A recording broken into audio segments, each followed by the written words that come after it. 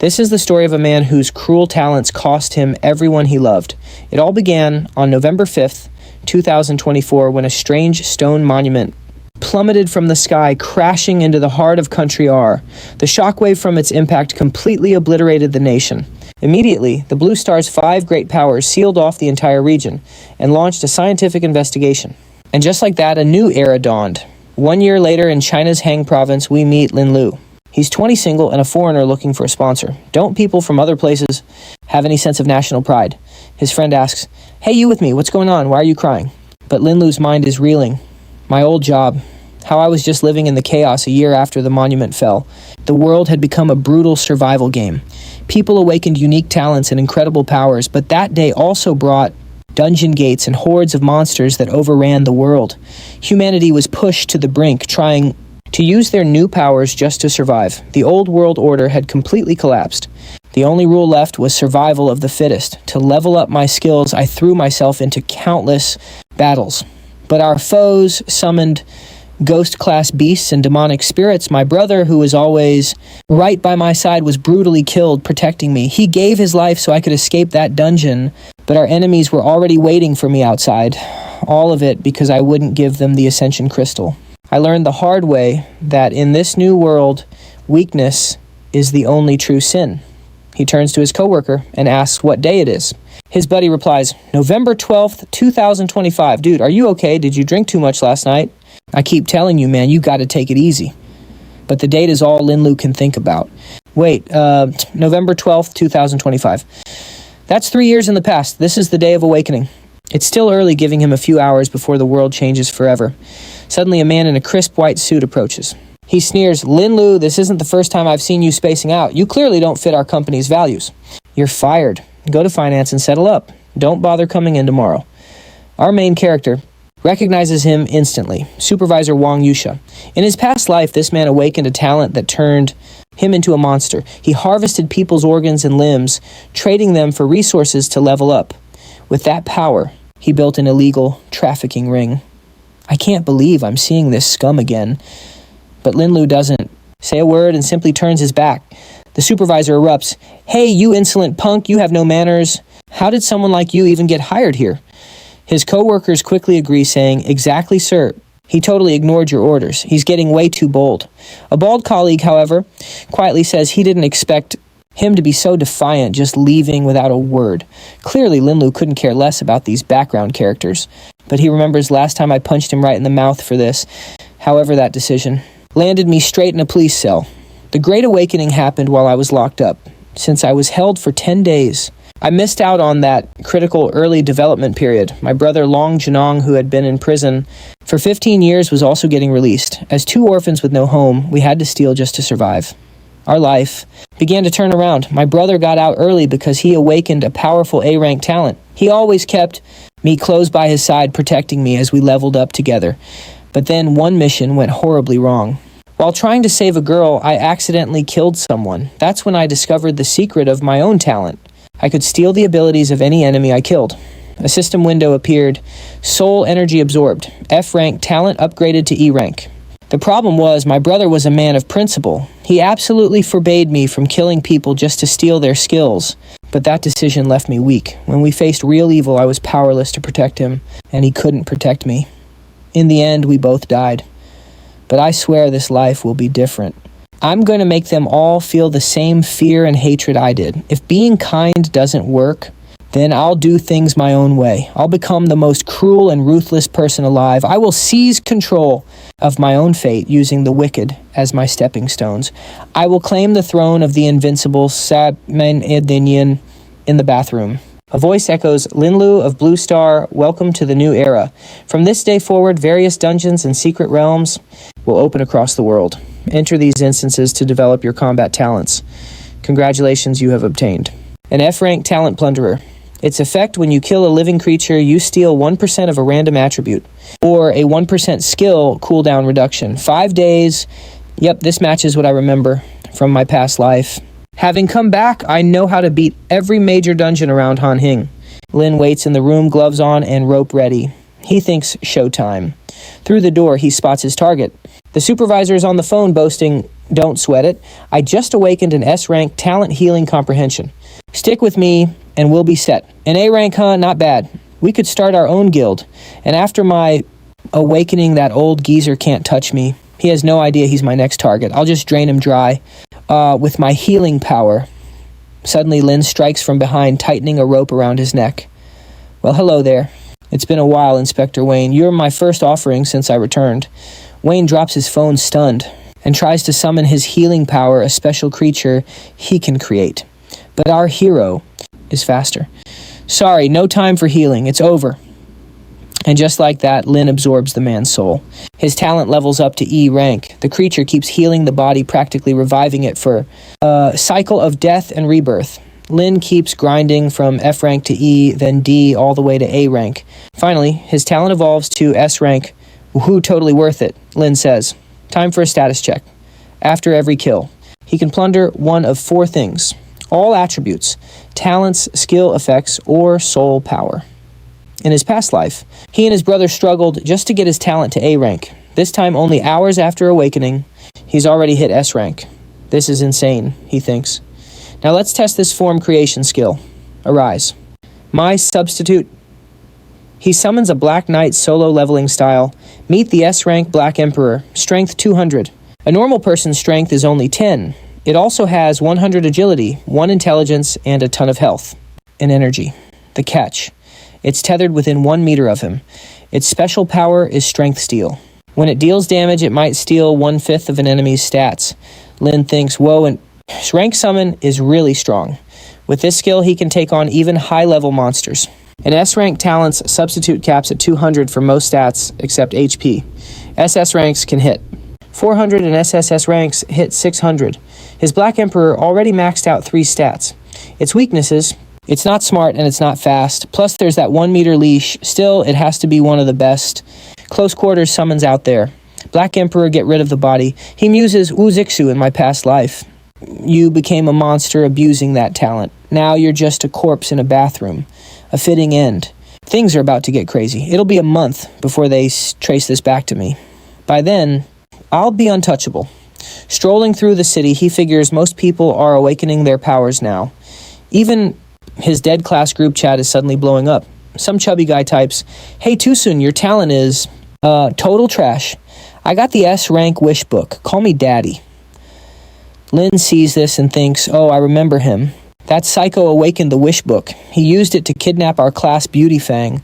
Minggu, later he went on a killing spree and even started a criminal guild called the Smiling Coffin. This time, for everyone's sake, I have to take that book. He calls the guy who's at the Tomato Hotel. In his room, a creature holds the book as he grins. That girl's totally into it. She's even calling me daddy. This thing grants any wish its amazing wish master. I want to control the body and mind of Fang Minggu. The entity replies, your wish is my command. The guy cheers. This is amazing and Fang Minggu is gorgeous. I can't let her get away. He'd already texted her, hey Fang Minggu, I'm at the Tomato Hotel room 444. We need to talk. Get over here now and wear black stockings. She replies that she's on her way. He thinks this wishmaster is incredible. If I play this right, I'll rule the world. Just then Lin calls him. Hello, Liang. What's up? I awakened an S rank. Talent that lets me create a substitute. Want to meet up and talk? Liang replies, you got an S rank too. I'm at the Tomato Hotel. Come on over. Room 414. Lin agrees, saying he's on his way, but he's already thinking what an idiot this guy is. Now to figure out his talent's secret and maybe use that wishmaster. 5 minutes later, Lin arrives. He walks in, greets him, and gets right to it. So, Liang, what's the secret behind your S rank ability? Liang stalls, saying he's expecting someone. Lin offers to share his secret first. In a flash, the Emperor was right behind him. Bam! A punch to the mouth sends the guy flying, smashing into the wall, completely totaled. Your S-rank talent Plunderer is now active. Please select one of 4 choices: talents, abilities, attributes, or soul power. Lin figured a normal guy wouldn't have many good attributes, and without dungeon runs or a class change, not many abilities either. Soul power could boost my talents, but S-rank is old news for me now. The best move is to take his talent. You have successfully stolen the target's talent, obtaining the S-rank wish book. At level 5, you get to pick one of 3 wishes. First battle wish, boosting critical chance by 20% and doubling all experience gained. Second steel wall, which raises your dodge chance by 20% and can negate one attack every 10 minutes. Third good luck, which multiplies your luck by 10 after switching forms, but has a 5-minute cooldown. Lin smirked. The wish book is pretty awesome. Come on out, my substitute wishmaster, an S rank. Not very strong, but super smart, with a great range of motion. With book in hand, it declared, my great master this wishmaster is at your command. The wish book grants the user's wishes, but the cost matches the wish's difficulty. Our hero was impressed watching the creature talk. The substitute explained it could speak because it's a functional type. I wasn't built for combat, but to use the book in my hands. As you'd expect, the bigger the wish, the bigger the price. A wish too grand could cause a permanent shutdown. Since my intelligence surpasses other creatures, I can even help you strategize. Lin then asked, what's the smartest way to use you? The master replied, I'd say seeking information is the easiest as it uses very little energy. And just like that, Lin got it. Instead of wishing for treasure, it's better to ask where he can find some. Wishes involving others depend on their mental resistance. Lin asked, if I wish for you to free my brother Shendong from jail, how much energy would that cost? The master noted that such a wish would drain all its energy, making it inactive for a while. Besides, it's so complex. The most I could do is speed up his release, not free him entirely. Our protagonist began to realize, dang, these wishes have to be super logical. I can't just ask for anything. It seems the best play is to find out more about other S-rankers. The Emperor cleaned up the body, and that's when Lin saw a watch on him. He then asked, Wishmaster, what can you tell me about my substitutes? Is their appearance related to a person's abilities? The Wishmaster confirmed it. Yes, abilities and appearance are shaped by the user's own essence, our hero thought. But the Black Emperor has no time powers. Could it be connected to my regression? Whatever, I can't figure that out now. Once I'm strong enough, solving any mystery in this world will be a piece of cake. With the wish talent on cooldown, he decided to go explore some realms. As he walked up the stairs, guess who he ran into? The girl the chubby guy had called. Now is Lin going to school her or just let it go? Suddenly, the wish's influence faded, and the girl thought to herself, oh my gosh, why did I send those texts to that creep? I need to get out of here fast. Nothing happened. Lin just extended the room rental at the front desk to hide the body, and then he left. The scene then cuts to a man named Yuta Hai, who's talking with the goddess of time. Master, she said, during our time travel, journey and unknown power stole my abilities, causing our return to this moment.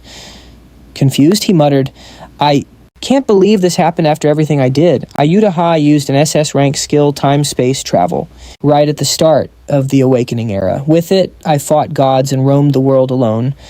But I ran into the Guardian of Wa, a tough opponent from the Logical Beings clan. His attack was bizarre. It slashed my 4,000 reserves down to 40. I barely escaped and returned to the past.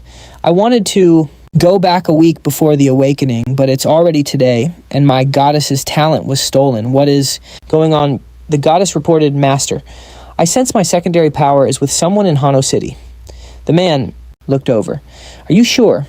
And how did your power end up with someone else? The goddess replied, unfortunately, it seems the creature took it from me by force. Are you going to retrieve it? Her master considered this. If he can steal powers, he must be incredibly strong. You aren't built for combat, and you're still weak. It's not worth rushing in to confront him now.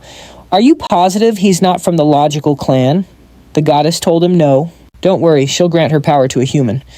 Tai adds, let's clear some dungeons for now. We'll build a team as we go. Once we're strong enough, we'll deal with that criminal. In front of a gate, a guard issues a warning. You should enter this place with extreme caution. A full party of 5 is required before you can start.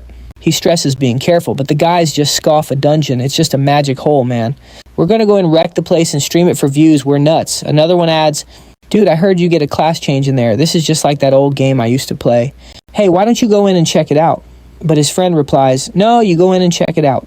Everyone knows you let others go first to see what's up. Then they notice him. Wait, is that guy going in? Looks like we have our first brave soul. Someone mutters, kids these days are fearless. Wait, isn't it a 5-person party? Why is he going solo? As Lin enters alone, he thinks, in my past life, I ran from this place. But today I will conquer it. A voice chimes in. Your body is being digitized and a backup is being created. Damage sustained will be restored upon exiting the instance. Your first 2 deaths will result in resurrection outside the realm, but a 3rd death is permanent. Please choose one of 6 basic classes: Mage, Archer, Warrior, Shield Bearer, Assassin, or Priest. Last time I picked Warrior, it was a pretty standard class. But with 2 S-rank talents, I need a class to match my goals. Wishmaster, any class recommendations? It replies, Master, I recommend the Mage class, after you reach rank 20. I can help you unlock the Secret Prophet Mage class. The Black Emperor will cover a mage's greatest weakness, which is close quarters combat. Lin is amazed. S-rank talents can unlock secret jobs, but I feel the Wishmaster has its own agenda. If I choose Mage and then Plunderer for my second job, change, what class would I get? The Master responds, I don't recommend Plunderer. That would create a weird hybrid like a melee mage.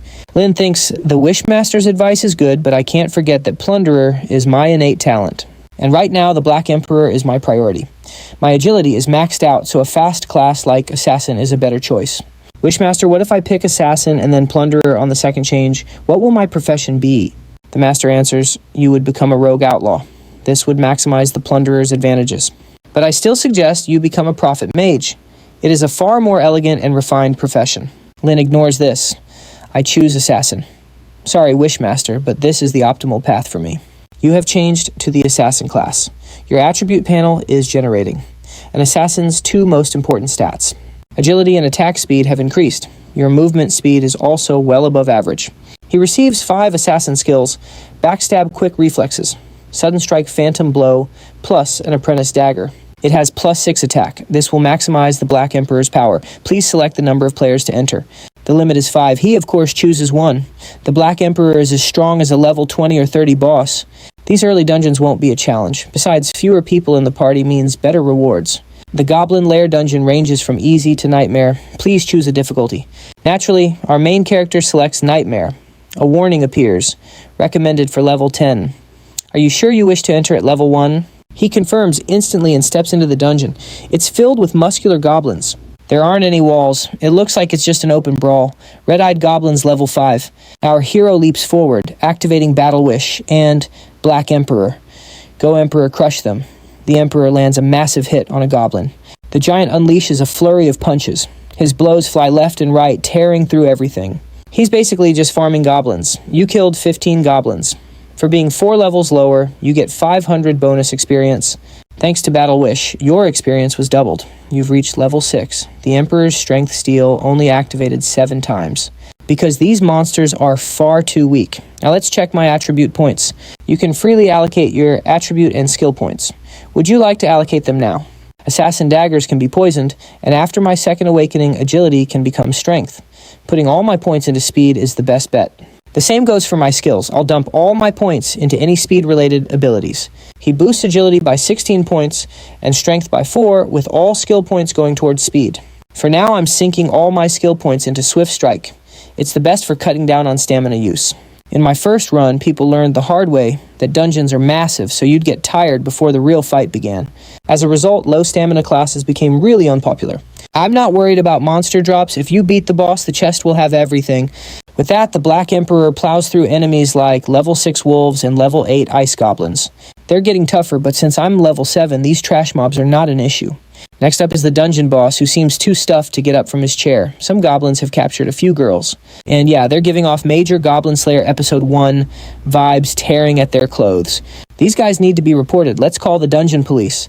The protagonist spots a large goblin, a shaman, and a fire goblin. Their numbers are growing, but they're still no match for the Black Emperor. Lin thinks, even if they're just NPCs, this whole scene ticks me off. And with that, he tells the Black Emperor to attack. The punches start flying. The guy's totally overpowered, but soon he'll face monsters even he can't beat. The shaman goblins summon skeletons. The protagonist charges forward while the Black Emperor provides cover. With his speed and agility, he's right in the monsters' faces. As he arrives, the Emperor lands a perfect strike. Only one is left, and he tells it to come at him. At the Black Emperor, that is. You clever guy. The Emperor throws another punch and goblin blood splatters like ketchup as the creature drops. Lin even says it's too weak, but a good goblin is a dead one. You've killed 83 goblins total. That includes the Vulcan goblin, the big one, the shaman, and all the others. That's 9,700 experience points. And just like that, you've leveled up to 9. The monsters vanish, the coins gather, and congratulations, the dungeon is cleared. The treasure chest is materializing. The protagonist uses the Wishmaster's effect. He asks for a 10x luck boost. Since he was solo and low level, the chest is SS rank. As always, factors like no deaths, clear speed party size, and your level affect the chest quality. The rewards change a lot based on your score. In these early dungeons, a black steel chest was the best you could hope for. Even on nightmare difficulty, chest quality can range from bronze all the way to immortal, and inside each chest there are sub-tiers from normal to epic. Thanks to my wish, I scored a gold chest. Now that's a great start. Open the chest. He gets 10 healing potions, some mana potions, and stamina potions. An epic helmet, a basic wolf fur jacket, a frosty beginner's scepter, and a goblin's longsword. He also gets a special fireball skill, but it's only for magic classes, and 150 copper coins, 15 gold and 7 silver coins. He thinks that silver tier items are still pretty mediocre. He also finds a normal guardian armor that any class can wear, and an epic short sword just for assassins. Using the Wishmaster's effect is incredibly strong. Getting 2 gold tier items from a high level chest is very rare. Let's check out the short sword's attributes. It bypasses some enemy defense and has a bleed effect. It deals 5 damage over 10 seconds. This early in the game, it's a super rare artifact. Much better than the beginner's weapon, and it has a bleed. He also inspects the light armor. It has an additional 10% dodge chance, and he equips all of it. With that, the system backs up his character data. He chose a name for Secret Realms and Dungeons Black Emperor. He used his summons name. Global announcement. Congrats to player Black Emperor, first to clear a nightmare dungeon. You get 10 lottery tickets. Outside, the other players are just stunned. They're all saying, damn, he even got a global announcement, Black Emperor. How'd he clear a nightmare dungeon so fast? The girl already wonders if he's good looking. The guy with the time goddess just watches. Damn it, how did he do that so soon in my first life? This announcement was much later. He asks the goddess, are you sure the timeline's intact? She simply replies, yes, master. When you go back in time, you return to your body without memories unless you possess the power. There are 2 possibilities. Either this is a strange coincidence, or this Black Emperor stole your power and came back to clear this dungeon. But my power doesn't make me stronger. So how is he clearing the dungeon by himself? He replies, I'm not sure either, but we have to find him and fast. If his growth rate outpaces ours, he'll be a real headache. Meanwhile, our hero is holding his own gotcha-style wish system. He thinks, in my past life, it took 3 years just to get 5 pull, and all I got was a dillick from that wheel of destiny. He immediately calls out his Wishmaster, saying he has a question. The little spirit appears eager to serve. Lin gets straight to it, asking for help timing the use of these wishes. The Wishmaster is impressed. He got the tickets, which can yield items from F to triple S rank. He explains that many are exclusive to the Wheel of Fate. Things like life-extending items, or even a way to copy your talent, boost its level, increase energy, and find rare magic crystals. Of course, the odds are pretty steep. A triple S item is a 0.01% shot, so even with your 10 times luck, boost in S rank isn't guaranteed. The hero then asks if he can just wish for more luck to guarantee a double S item. The Wishmaster replies, a double S item would put me out for 6 months, and a triple S item would be next. A double S item in 6 days costs 190 energy, while an S rank is just 10 energy. Lin considers this. Losing the little guy for 6 months is a big drawback. I need him to scan people's skills and find talents I can copy. For now, aiming for an S rank is the smartest move. He asks about getting 2 S ranks, but the Wishmaster says no. That would cost 110 energy. Lin just nods. All right then. Boost my odds for an S rank item, or better. The Wishmaster agrees. Your wish is granted. And just like that, the ticket activates. A brilliant light flashes and a spinning clock appears before him.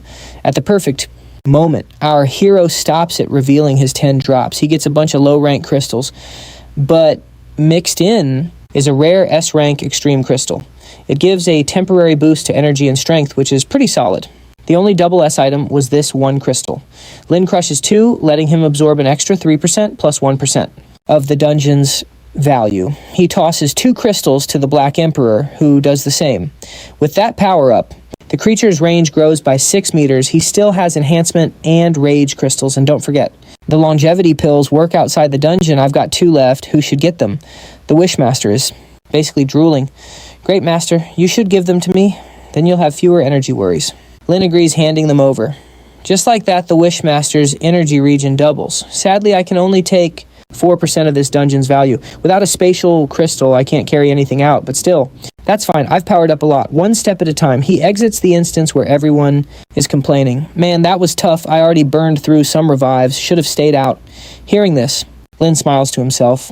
Nobody knows the strategy yet. This is my chance to get way ahead of the pack. Next up is the Sky Tower dungeon. I'm going to grab that first clear achievement. That place has infinite levels. In front of a giant blue pillar, players are trying to team up.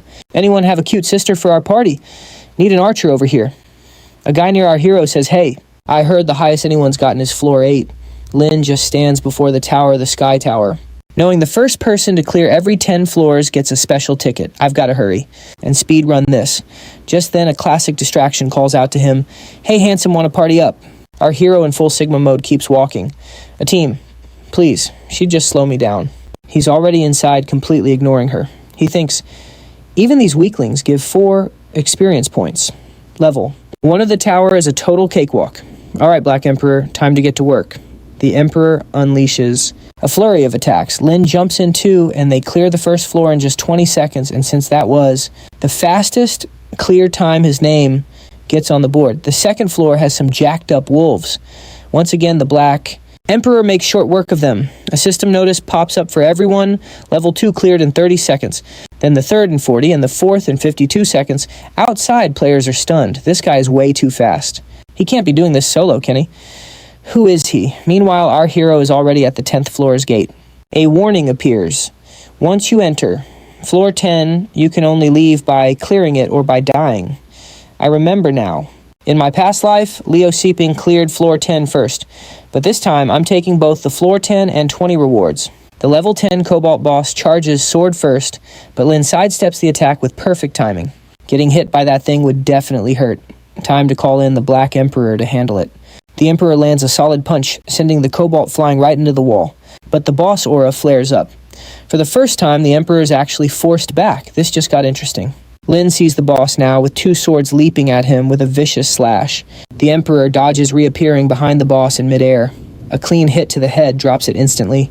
Congratulations, player Black Emperor is the world's first to clear the 10th floor of the Ascension Tower. Lin gets more tickets while the world freaks out. No way it is the Black Emperor again. Who is this guy elsewhere? Scientists studying strange rocks are worried. Clearing dungeon seems to be activating something. The carvings warn of a rat-level disaster coming to the blue planet. A stylish scientist adjusts her glasses. Wait, she asks the others. This is happening on the blue planet. Will dungeon monsters invade our world? She wonders aloud. Disaster is coming and hard times are ahead. We must prepare for the worst. That guy clearing the dungeons? Black Emperor right. Can we locate him? Meanwhile, our main character is playing the gacha, hoping for a lucky pull. He scores an S-rank item, a space crystal. Now I can bring items into the real world. This crystal can be used directly. His attributes on Earth reach 7%. If I break these crystals in a dungeon, some stats will carry over. Lin thinks giving the Emperor another defense crystal and a strength crystal. He now has 2 lottery tickets and 275 fragments. It is best to save up fragments for better items. But before the next floor, he should sell his loot. The sooner you sell, the higher the price. Game currency can be exchanged for real money. High-end gear is worth a fortune, Lin considers. He lists his equipment, weapons, and items in the shop. In just seconds, it's all gone. Lin is stunned. Whoa, it sold instantly. That was worth 5 million in cash. I guess I underestimated the whales. He smirks, but farming this low-level stuff is easy for me. He plans to grind to level 20 tonight to get his second-class change. After that, he can obtain another S-rank talent. The worst guilds were Smiling Coffin, the Great Tomb of Nazareth, and the Octopus Society. Those guilds have powerful members with rare talents.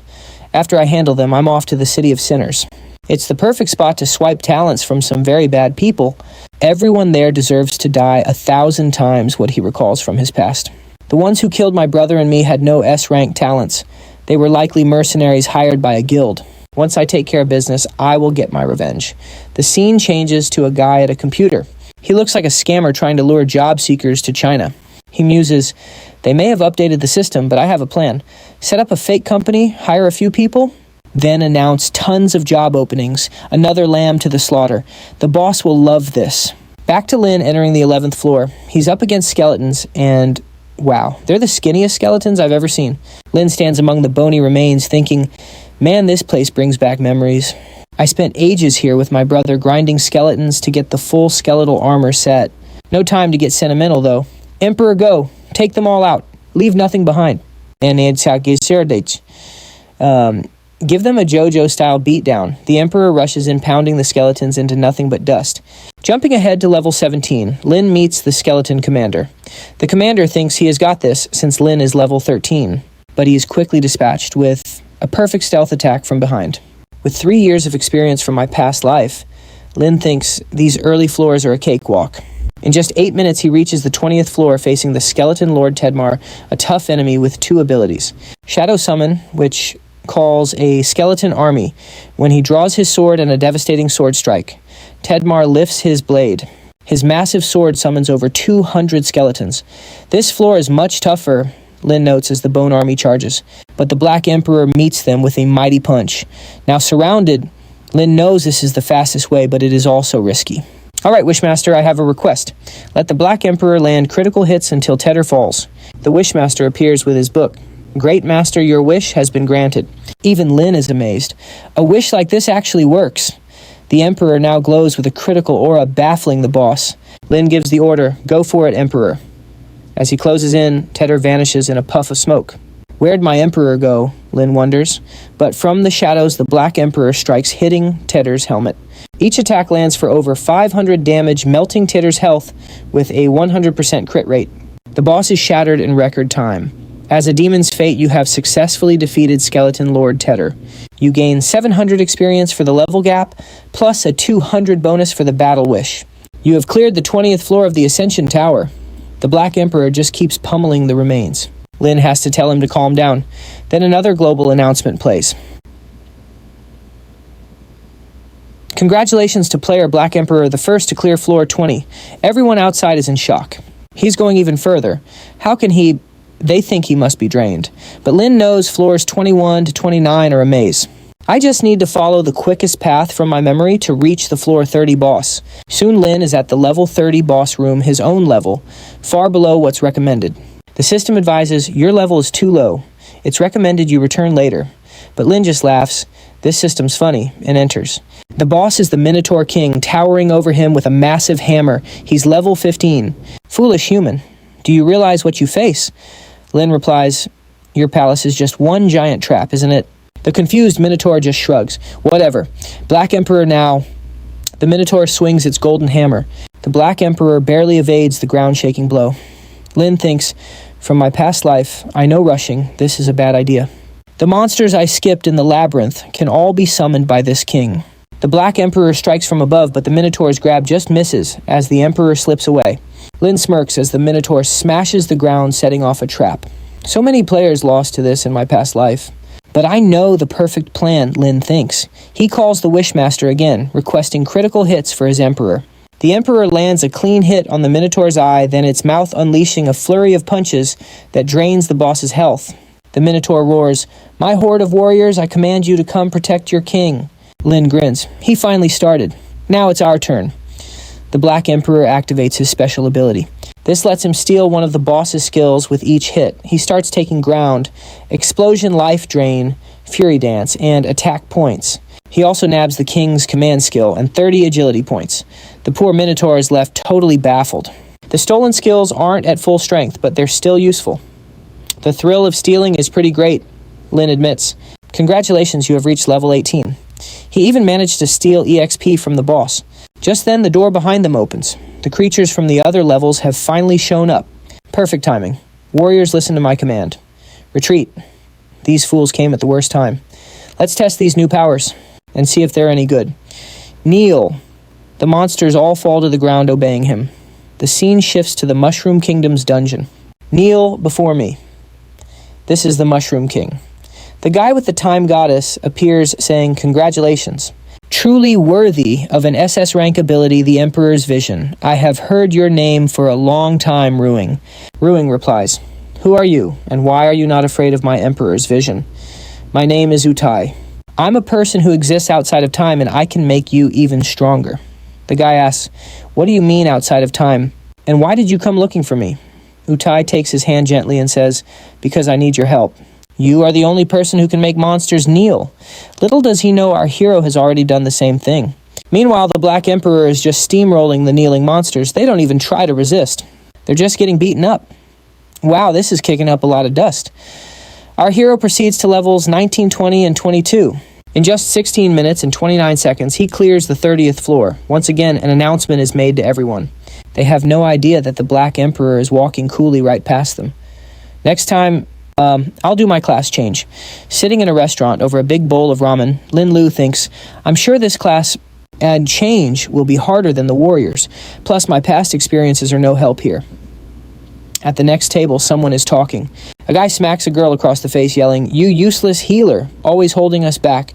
Linlu just thinks, what a crew. What lovely co-workers you have. Then he overhears their gossip. Hey, isn't Linlu's brother that guy? The criminal who's in prison. My seat's right by his. Is he going to steal my things? Better watch out. Turns out, they're all from his old company. Just a bunch of the supervisor's cronies, always trying to trash his reputation. The tearful girl begs for mercy. Please, I didn't do anything, but her attacker just kicks her. What good are apologies, he sneers. It's your fault Shioi is dead. As she gets beaten, our hero just calmly watches while eating his ramen. So one of them really is missing, Linlu thinks. Shioi's actually dead. They grab a table. Hey boss, 3 bowls of ramen and bring out your best dishes. Oh, and get this girl over here. The man kicks her in the head. Get up, stop playing dead. She struggles to her feet, nearly fainting. She mutters that when the supervisor was alive, they weren't like this. The man just runs a hand through her hair. The supervisor isn't here anymore, sweetie. Linlu, watching from the sidelines, thinks he'll live on in your heart since I'm the one who killed him. The bald guy grabs her. In the past you served him, but now you'll serve us. Linlu just keeps on eating his noodles. I remember them being pretty close. Seems the new world has changed them too. At their table, the bald man asks, Captain, with Shioi gone, we're short-staffed. What's the plan? The guy with the red tie replies, You're right, we need to recruit fast. We have to clear the 2nd floor of the Ascensions Tower. All the while, the poor girl is on the floor, healing the man's feet and giving him a massage. Then one of them spots our main character and says, Well, look who it is, long time no see, Linlu. The girl on the floor knows that name too. The guy strolls over. Hey, old friend. Where'd you end up after getting canned? I've missed you so much, brother. He points at the table. Look at all this good food, it's yours. Life's tough, huh? Let me ask. Linlu, did you awaken a talent? I can help you make some serious cash. What do you say? Linlu silently recalls this exact situation from his past life. Last time I was in jail for 10 days. The second I got out, this guy showed up. Back then, a naive Linlu admitted, My talent is Plunderer, but it's only F rank. I told him every detail of my ability. The bully still talking just sneered. Man, that Linlu was really raised by a criminal. Even his talent is about stealing, and it's just F rank too. Evil gets what it deserves. He and his brother just don't seem to learn their lesson. They're getting what's coming to them. Our hero thinks to himself, he made that offer just to laugh in my face. Linlu stands up. Goodbye. I'm not interested in joining. Confused, the man asks, You don't want in... How will you tackle the tower alone, kid? Stop dreaming. Think you'll be the next Black Emperor. If only he knew. But then she shows up. That girl. Linlu knows from his past life she always spelled trouble.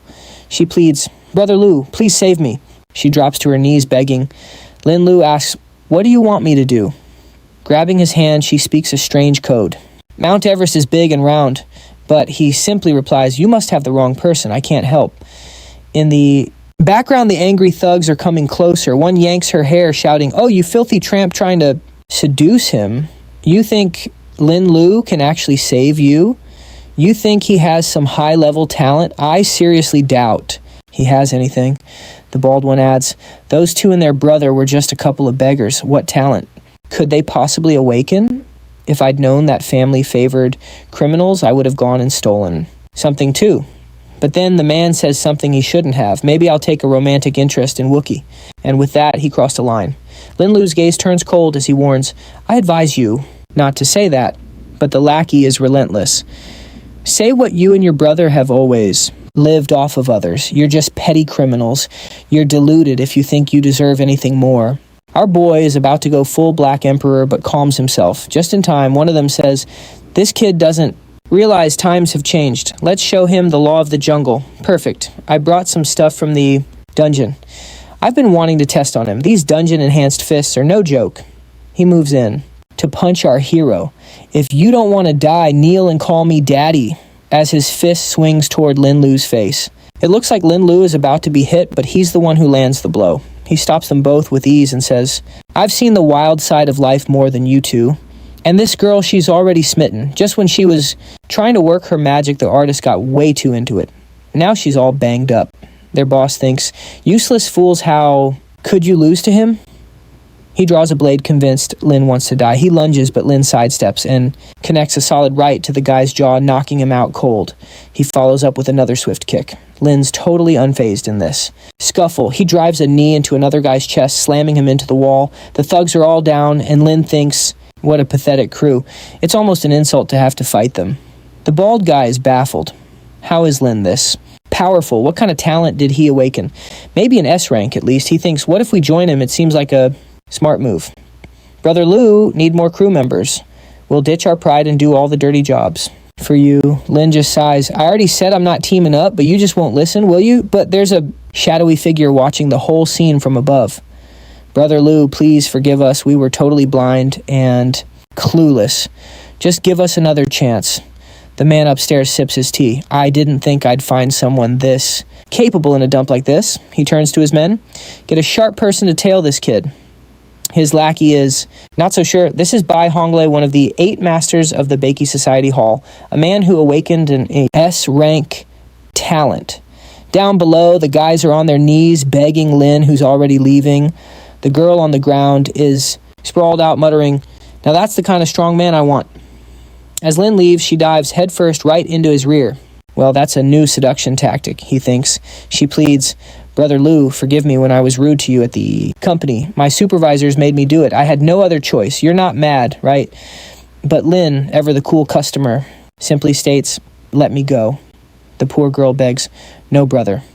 Lu, take me with you. I'll do anything to repay you. Whatever you want, as much as you want. But he just shoves her off and says, have some self-respect, will you? He walks off, leaving her stunned. How could he just leave me like this? I was the star of the office, and I wanted to work with him. The guys behind her start teasing her. Think you can charm just anyone. In Brother Lu's heart, there's already Wenyuxi. You're not even in the running. She glares back, furious. What did you say? I'm so much better than her. But they just laugh. You're not fit to carry her shoes. She's not having it and ignites her aura.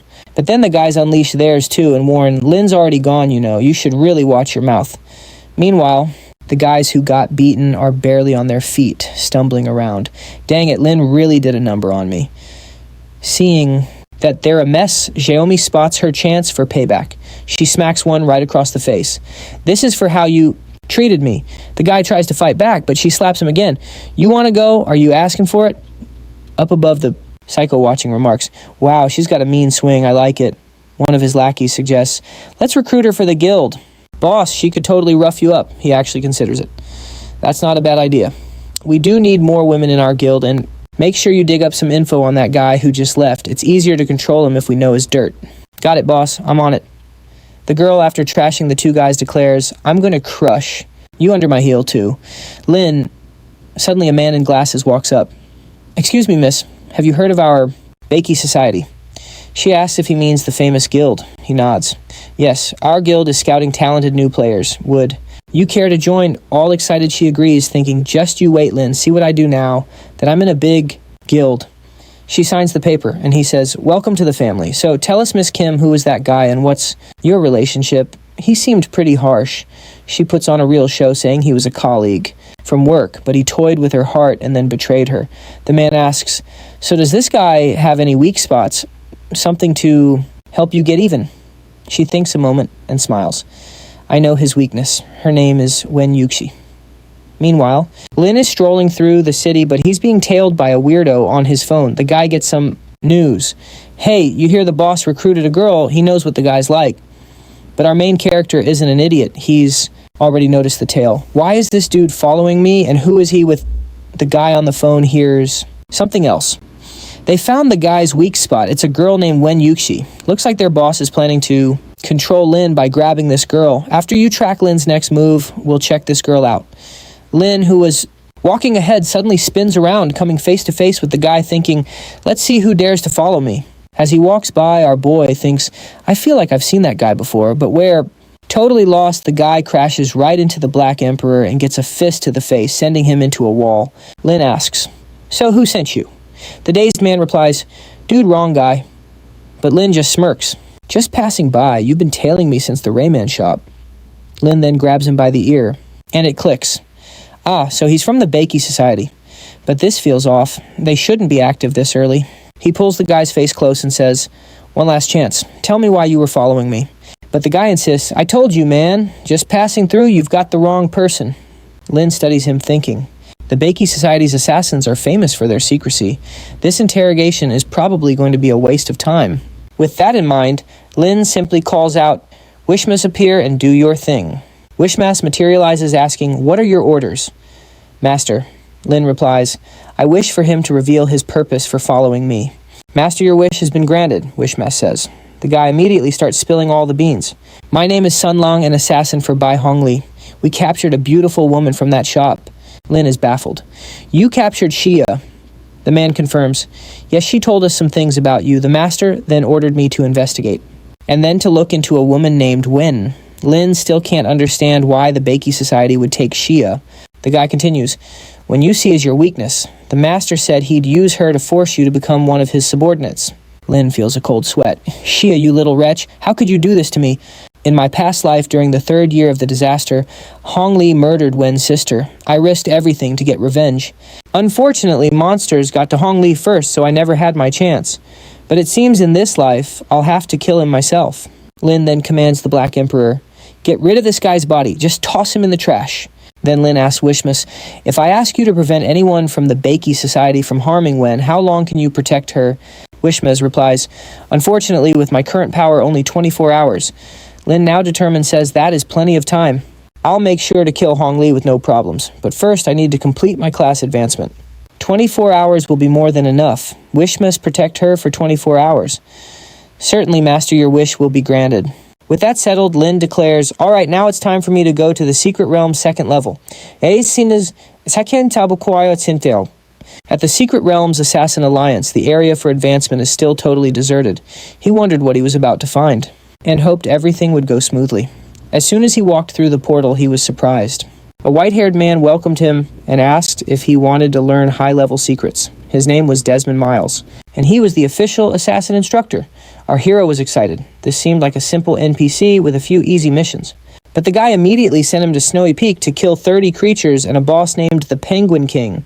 Our hero just said he was on his way. He wasn't with Desmond for even 5 seconds and was already buried in the snow. When suddenly something stepped on his back. He turned around to see a level 20 black snowman right on his back. Our hero was impressed by the stealth attack, but he immediately called for the Black Emperor, who easily deflected the attack. He knew for the assassin quest he'd need at least 30 items from these things. So he ordered the Emperor to finish it, who struck its neck, knocking the monster right to the ground. That was way easier than he thought, and he already had the first item. He told the Emperor that this was what they came for. He then went to collect the creature's horn. At that moment, however, the two were surrounded by a huge mob of creatures, and some of them looked like they were transforming into a yeti. The boy began to draw his sword, saying the real fight was about to start. The Emperor charged forward, and our boy warned him to watch out for their attacks, since these creatures have some intelligence. The first 2 creatures they took down dropped the items he needed to complete his quest. All of a sudden, they were face to face with one about to crush them, but the Emperor easily cut it down. At the same time, our hero sliced off its other arm. With that move, the poor monster was left completely helpless. Our boy told the Emperor to toss it into the air. It turned into an Olympic event, and he gave it a huge kick, tearing the monster apart. A huge mob of creatures got closer, but he shook the ground to disorient them all. He turned and told the Emperor to finish them off. With a powerful stomp, he unleashed a JoJo-style sequence, and then it was just a flurry of punches smashing heads. More items were dropping. Another cool sequence from the duo, more items were obtained. And this went on for quite some time. The system already showed 37, but he only needed 30. What he found strange was that these creatures seemed endless. An endless wave of minions appeared. From his throne, the Penguin King boasted he'd wear them down first. Casually sipping his drink, he recalled the spirits. Suddenly, an item materialized right before our hero, but he lunged for it, trying to snatch it from the air. However, it slipped through his fingers, zipping off in a certain Direction: a massive energy ball formed over the king. He ordered his soldiers to respawn as the crystals. Zoomed back towards our main character, they slammed down, chilling the air, and from the frost, a dark snowman rose. But our guy had already sensed something approaching. It all clicked. He now knew why he couldn't. Seemed to finish the fight. He bolted past the monsters, yelling for the Emperor to follow, and they both dashed toward the source of the crystals. Our hero hitched a ride on the Emperor's shoulder while the penguin ordered his minions to give chase. But our boy was one step ahead, asking for a boost to the mountain peak. The Emperor immediately obliged. Mid-flight, he drew his powered-up dagger. This boss is a pushover because he went right for the source and snagged the Penguin King's core item. Just like that, the other creatures vanished. It was over. Next, we see him back with Desmond reporting that he'd gathered all the requested items. Desmond laid out 3 standard assassin classes, Rogue, Windrunner, and the Dark Apostle. Or he could try for a secret class. Our guy said that was obviously the plan, since that's what he was here for. Desmond warned that this path carried the ultimate risk of death, but our excited hero was ready for any danger. Desmond just chuckled, admiring his bold spirit. In his past life, he knew others got secret classes, so he figured, how hard can it be? But Desmond grinned, saying it's too late to back out. He was sending him to the Void region where the trial would begin, telling him the choice was his. And just like that, our hero woke up in the middle of nowhere. He couldn't see a thing in any direction. It was a vast, endless void, which, yeah, fits the name. Except it wasn't completely empty. He tripped over something and a beam of light appeared before him. In fact, several pillars of light popped up all around him. He cautiously approached a red one to check it out. That one offered the fugitive class, the one the Lord of Desires had recommended. Still, he was curious about the others. The blue one was the Shadowless class, and it seemed even stronger, with better specializations. He guessed the pillar's color must represent its rarity and quality. That meant the golden one had to be the best. He walked over and made contact. The Swordstorm Master class was revealed to be a legendary profession. Its stats and skills were off the charts, and what's more, he had never even heard of something so powerful in his past life. With a class like this, dealing with that society would be a piece of cake. But why did the Lord of Desires hide this from him? He called out, and the Lord appeared instantly. He confronted him about the lie, looking a little flustered that our hero was so sharp. Awkwardly, he insisted he would never dare to lie. To him, he just believed the fugitive class was the safest choice. Our main character asked what he meant by that. So the Lord showed him the compatibility and success rate for that profession. Our hero had to agree a 1% chance is pretty terrible. The Lord then showed the stats for the Shadowless class. He then asked what was so great about the fugitive class. For that one, the rate was 98%. With 89% compatibility. Our guy admitted he had a point, and the Lord thanked him. But then he added that he didn't feel like playing it safe. He needed the class with the biggest payoff. The Lord, totally confused, wanted to know why he would do that. But our hero just grabbed his shoulder, saying that from now on he would only help him choose, not choose for him. Walking to the pillar, the Lord of Desires said he understood. He then asked if getting 100% compatibility later was possible. The Lord said it was, but it'd be much harder than the others. Also, if he failed, he would become incredibly weak, or in the worst case scenario, die. Our hero said he was prepared for that. Being weak for 20 days is basically a death sentence, as everyone would surpass him. With that, he tapped the Lord's face and warned that he was good with numbers, but he forgot to factor in the protagonist himself, and right then he made his wish. He wished for a successful class change to Swordstorm Master. The Lord of Desires replied, "Your wish is my command." He granted a blessing promising the wish would now be fulfilled, and the class transfer chance was 100%. Our hero Moy felt a golden aura surround him. With that, the class change began. From outside, Desmond could see he picked an insane class one where he'd seen SSS rankers fail. In his meditation, Moy knew that to truly grasp this power, he had to understand the core essence of the storm and death. After a moment, he opened his eyes. A voice spoke, "Be loyal to the wind and the sword, but above all, be loyal to your heart." He had to become someone who constantly walked the edge of death but never feared it. He was told to carry the blade as if it were his heart and listen to the whisper of the wind, for if fast enough, the sword and the wind become one and the same. In the Blade Storm class, every strike makes the next one stronger. Only those who charge headfirst into challenges can truly grow. It's the only assassin class that never retreats. Outside the Lord, of desires urged him to return quickly. His energy was fading, and he was about to fall asleep again. As he finished speaking, his form started to vanish. But our protagonist knew it was all up to him now. He suddenly felt dizzy and drained as his body slumped onto the platform. Outside, his physical form also collapsed. It looked like Desmond didn't care at all leaving the boy face down. He just lay there, completely unable to move. And Desmond scoffed that this was the price of arrogance. The rankings updated showing several people were reaching their first and second advancements. Desmond laughed, saying if the kid hadn't been so cocky, that title would have been his. Meanwhile, our protagonist struggled to get up. The guy asked if he was even alive, and Moy replied that he was in fact still number one. A shocked Desmond questioned if he really thought he'd passed the legendary trial. Just then, he drank a stamina recovery potion, and Desmond was surprised he owned something that valuable. He asked if he passed by relying on potions. Our hero just offered a small smirk. However, Desmond kept pressing him, demanding an answer. Our boy simply asked if it felt a little warm in here, and the cigarette he'd dropped was now burning the rug. While Desmond scrambled to stomp it out, Lin calmly walked away, thinking he had no time to waste on this guy. He had to eliminate Bai Hongli as soon as possible. Outside night had already fallen. The class change took 5 hours, and he had 19 more to kill his target. At that moment, he checked the 4 new messages he'd received. They were from Kin Sham, thanking him for his help and inviting him to a nice dinner. He knew this girl was too sly to be so straightforward, so he figured it was a setup by the Baiji Society. But since he was eager to deal with them, this could be the perfect opportunity. In fact, Yimei was using a secret method to recruit people to kill our hero. Then she got 3 messages herself. Lord T stood, but she claimed to have another secret move and told him to sit. But he was more focused on a message from Lin about a meeting place. Tang said she could show him her moves later and told her to hurry up. The girl was so fired up that she was furious. She couldn't show her skills to that devil. From the start, the system said that the rat disaster would begin in 24 hours. The old man told the blonde guy to warn all nations that a disaster might be on its way. Elsewhere, Lin was watching the moon.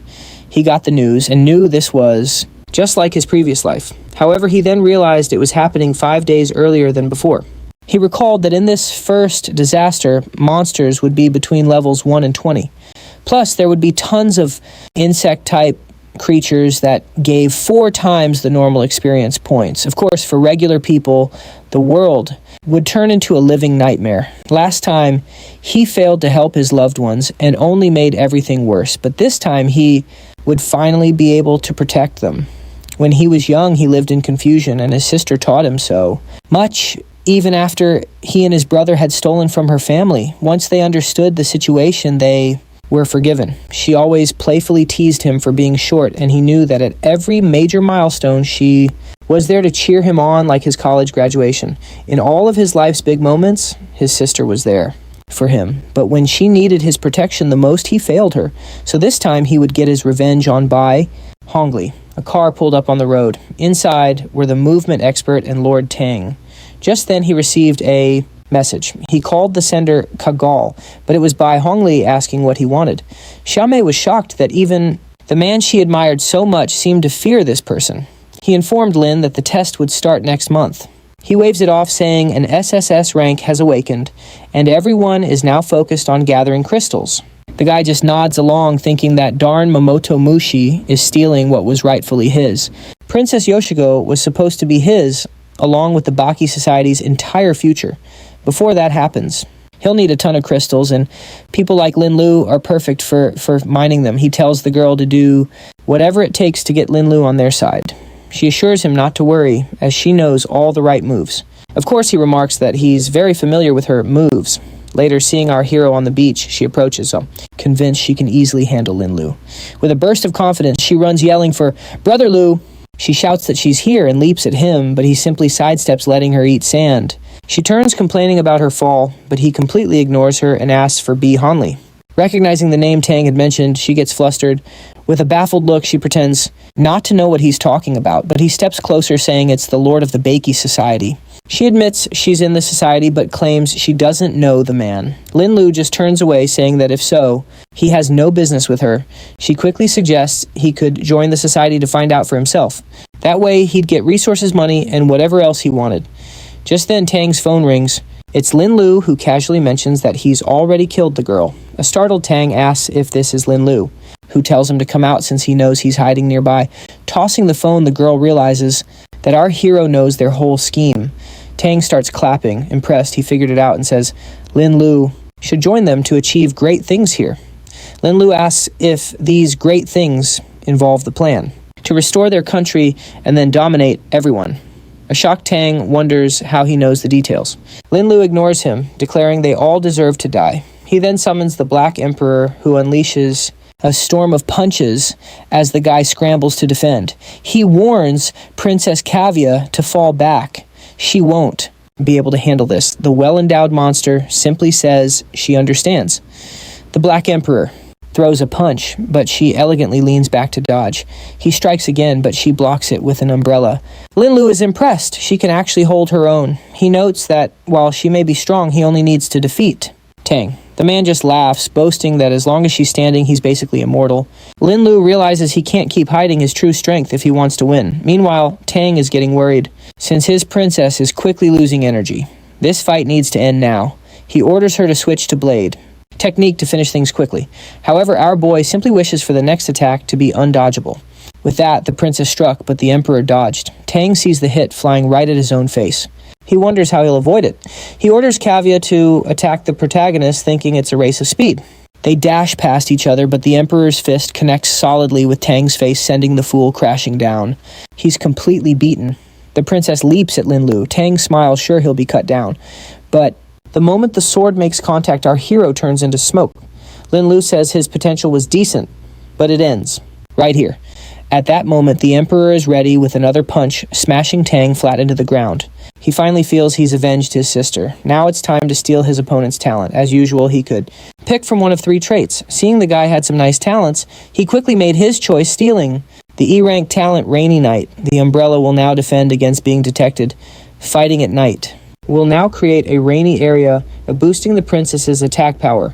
The princess he gets is named Hugh, with a movement range of 20 meters. She immediately addresses him as master. He was impressed by her. Perfect balance of attack and defense. Plus, her 30 intelligence points totally crushed the Emperor's 1. He greeted her and she reported that cold storage was ready. Just then, something started to form from Tang's body. When he kills someone, he has a small chance to get items. He hoped it would be something useful. He received 2 chances to spin a roulette with 10 items. Unfortunately, the Lord of Desire's ability had disappeared from being used too much. She asked about going to a secret realm, but he said something else was more important for now. On a different phone, someone was calling anxiously but getting no answer. The caller was getting worried. Brother H gave no answer. A maid then called for Princess Kiko, announcing Lord Musashi's arrival. Kiko knew she was sold to him to protect her nation. All she wished was for him to have never returned. Her time with Hong was the happiest she'd ever known. She feels that if he were here, he could help her escape. But the number she dials is silent, and she just wonders where he is. Meanwhile, outside a mansion, Lin notes Bai Hongli's death will stir things up. But he figures right now the Serpent Society is busy with an assassination probe. Rue says Yuxi should be fine, then asks if the girl Lin worries about is his girlfriend. He answers not yet, but Rue wants to know if it's heading that way. In the future, noting he seems to care a lot to be out this late, he admits she is truly important. Remembering holding her and her brother's hands, this life he vows to protect them all, leaving no room for future regrets. With that, he tells the princess it's time to go. She asks, where? And he says they're off to the sanctuary forest. They need to level up as fast as possible. The scene shifts to him at the crystal, stating his wish to enter. The guard says only level 30 players are allowed, and our hero says he knows that. The guard then demands to see his info. Lin simply flashes the Black Emperor card, and the other man recognizes him from the system announcements. He asks if he can enter now, and the guard says yes. But a chubby guy, seeing his female companion, tells him not to show off just because he's with a hottie. Our hero ignores him, and the guy thinks the kid will get himself killed trying to impress the princess. What he doesn't realize is that she's the one doing all the killing. And by the way, her name is now Princess Kaguya, and it's staying that way. She's effortlessly slicing through every creature in the dungeon. Our protagonist is taking this chance to power level her while he and the Black Emperor just chill in a corner. Soon, she reports that all creatures in the area are eliminated. Lin stands up calling it perfect. He explains this area holds an elven field, and their quest is to guard the elves from attacks. They'll need to gather spirit stones from the sacred tree. Kaguya asks if they'll get items from the elves, and he confirms it. But he knows a better strategy to obtain a massive number of fragments. With that, he says they just need to wait a moment. She asks for what, and he says for the right time to monopolize all the resources here. Meanwhile, the elves are under attack. Their walls had fallen, and the order was given to retreat. Just then, our hero appeared with Kaguya near a cave. A horde of slimes was approaching. They stacked up, forming a creature called the Leader of the 8 Uglies. That thing drops a ton of experience and is level 35. It crashed the elven base, sending its minions to attack. But at that moment, a clean slash cut through the air. Linlu had arrived, announcing they were here for the loot. Obviously, the monster wasn't pleased and snarled he was asking for death. But Lin just walked to the tree and started taking the crystals. He offered their energy to the Lord of Desires, who appeared, noting it was quite a bountiful offering. He requested that the Black Emperor's attacks land critical hits until the monster was defeated.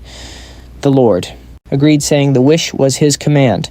The boss charged, but the Emperor met it head-on, unleashing a flurry of blows. Then Lin ordered Kaguya to defend the Black Emperor, letting him fight freely.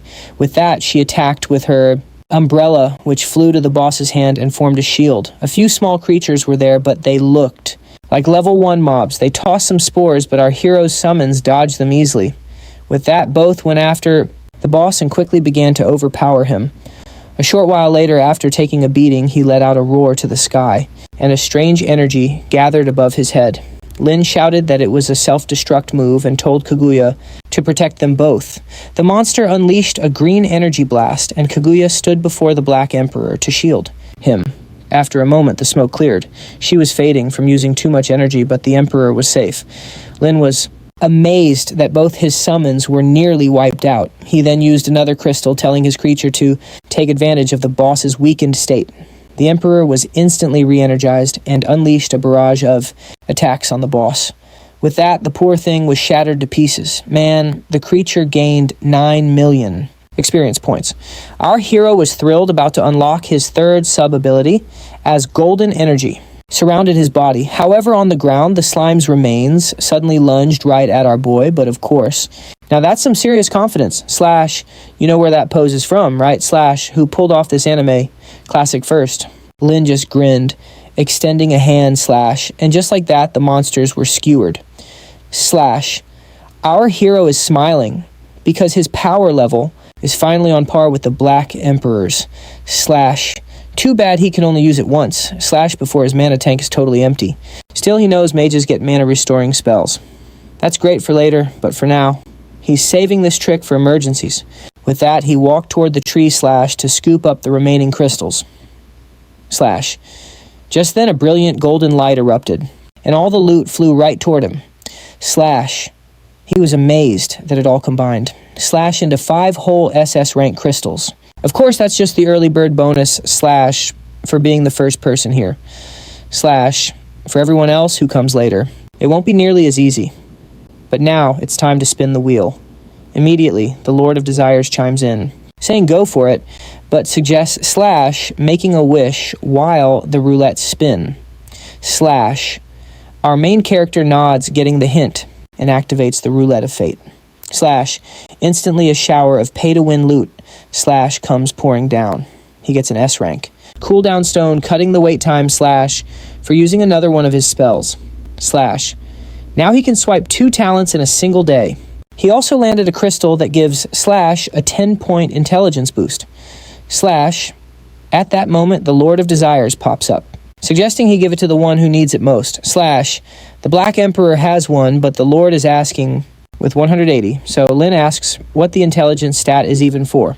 The Lord explains it doesn't really make you smarter, just faster at solving problems. Slash, basically, the more INT you have, the quicker you can learn and gain experience points. Slash, Lin realizes that's why the Black Emperor Slash can't just steamroll everyone like he used to. It seems the Emperor Slash needs this crystal more than anyone. Slash, with that, he hands it over. The Emperor absorbs it on the spot. Slash, and even gets a bit slimmer. Slash, He offers his thanks, saying because of this gift, they will now defeat every enemy. / Lin says he'll be making his own calls in battle. / Then he tosses over 2 crystals to the Lord of Desires / to boost his energy reserves / the Lord thanks him, promising to help locate the next S-rank talent. The scene jumps / to another building where a boy is shoved / into a trash can. The blue-haired guy says he's awakened an A-rank talent, so they should back off / but the boy in the can doesn't seem to mind and simply ignites his hands with flames. / he lunges, asking if they think / they can just walk away without consequences. But a tentacle quickly wraps his wrist. The blue-haired punk warns that he's not the only one with a powerful new talent. Man, whenever I see tentacles, I get nervous. / you just know some poor girl's about to suffer, but for now, this poor guy is the one ensnared. Lin gets the notification. The next target is locked. The blue-haired goon smacks him, saying he's going crazy. So / it's ridiculous to think his A-rank talent / could challenge the boss's S-rank one. He pulls his legs / saying the green mist will absorb him when someone appears asking what on earth they're doing. / it's a teacher and I've got a bad feeling / she's about to be attacked. The trapped kid yells out for Miss Chen. The lackeys get jumpy, but their leader says there's absolutely nothing to worry about. And then the obvious happens, folks. / she is attacked. Right now, she's just being overpowered and held down, nothing more. Meitwa, but the creep starts walking closer, saying he knows what she really deserves. We've seen this hinted at before. You know what's coming. / but at that exact moment, the tentacle is sliced. The teacher drops to the ground. / when the punk turns to ask who did it / someone is already standing right behind him. His 2 friends suddenly start bleeding. / he uses the tentacles to defend himself / demanding the attacker reveal themselves. Lin just smiles, saying he's only passing through. / the guy protests that there are no S-rank awakened at the school. So who is he / Lin just ignores him and snaps his fingers / wishing for the guy to feel some pain.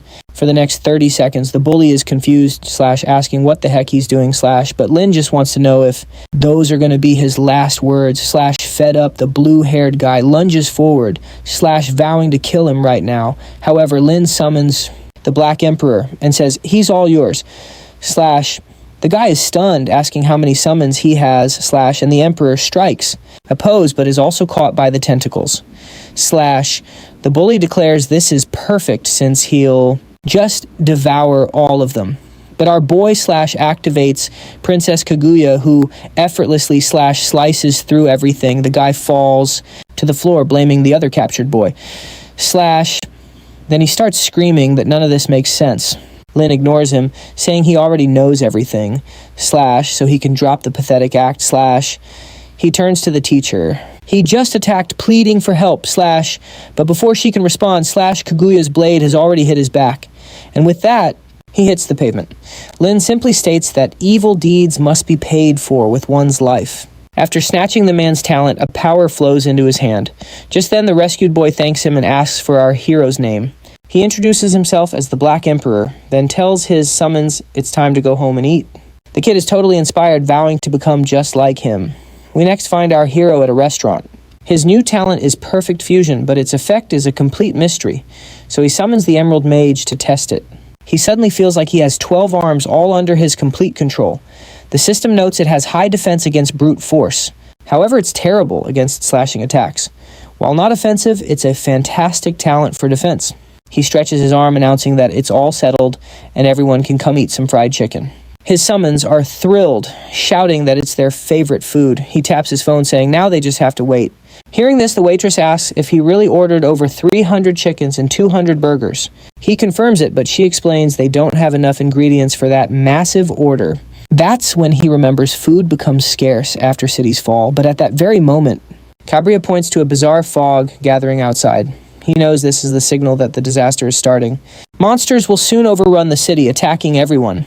Just then, a woman dashes into the restaurant begging for help, but a giant insect already has her by the shirt. A spider starts dragging her and her child away. She struggles, still pleading for help as Lin steps forward to protect her, but a swarm of insects already blocks his path. Lin makes a wish for the dense fog to completely disappear. With that, a wave of energy clears his way. Our hero prepares for battle, and a single slash fells the first spider. This disaster event gives 400% more experience. His personal bonus tacks on another 200%. There's no equipment drops, but the experience is amazing. Not to mention the monster population is huge. He calls to his summons, declaring it's time to level up. They instantly appear, and so the hunt begins. The only problem is the nearly infinite number of monsters. Elsewhere, a white-haired man finds the scene intimidating, but his partner says it's a huge opportunity for awakened like them. They agree, noting that 4 times the experience is incredible. However, this event was supposed to start 5 days later. The man in front comments that because the Black Emperor advanced so fast, the calamity also arrived ahead of schedule.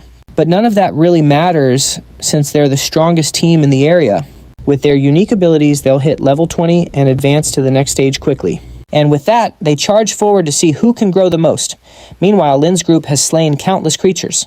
The monsters are now afraid to even approach them. He tells Kaguya and the Emperor to stand guard. He heads back to the restaurant where his food order is ready. He starts moving everything into his inventory. He tells the people to wait for rescuers. The woman wants to tag along, but Lin warns his path is the most dangerous since he's charging into the heart of the chaos. Still, he reassures them that help is definitely on the way. But he suddenly gets a strange, ominous feeling, wondering if he's forgotten a key detail. A change to the timeline caused by his return. The disaster's early start might put his sister at risk.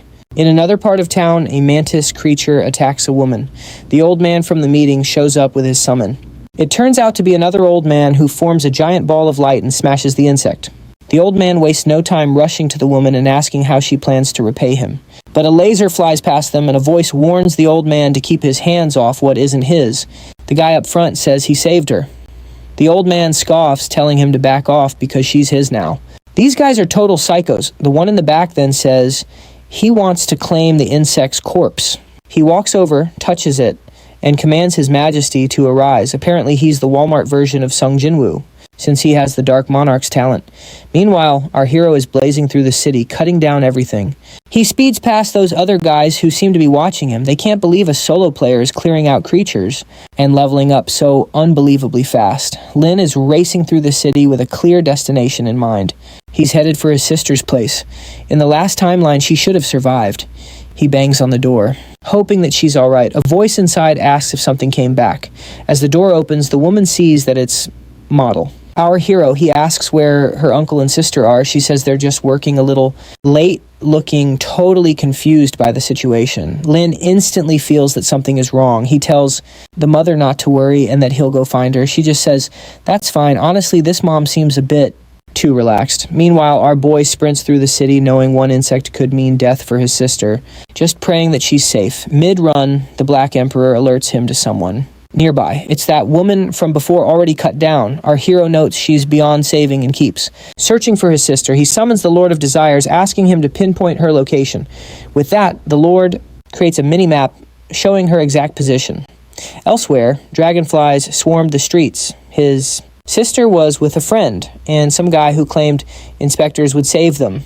But a moment later, he started losing it, screaming that no one was coming and they were all doomed.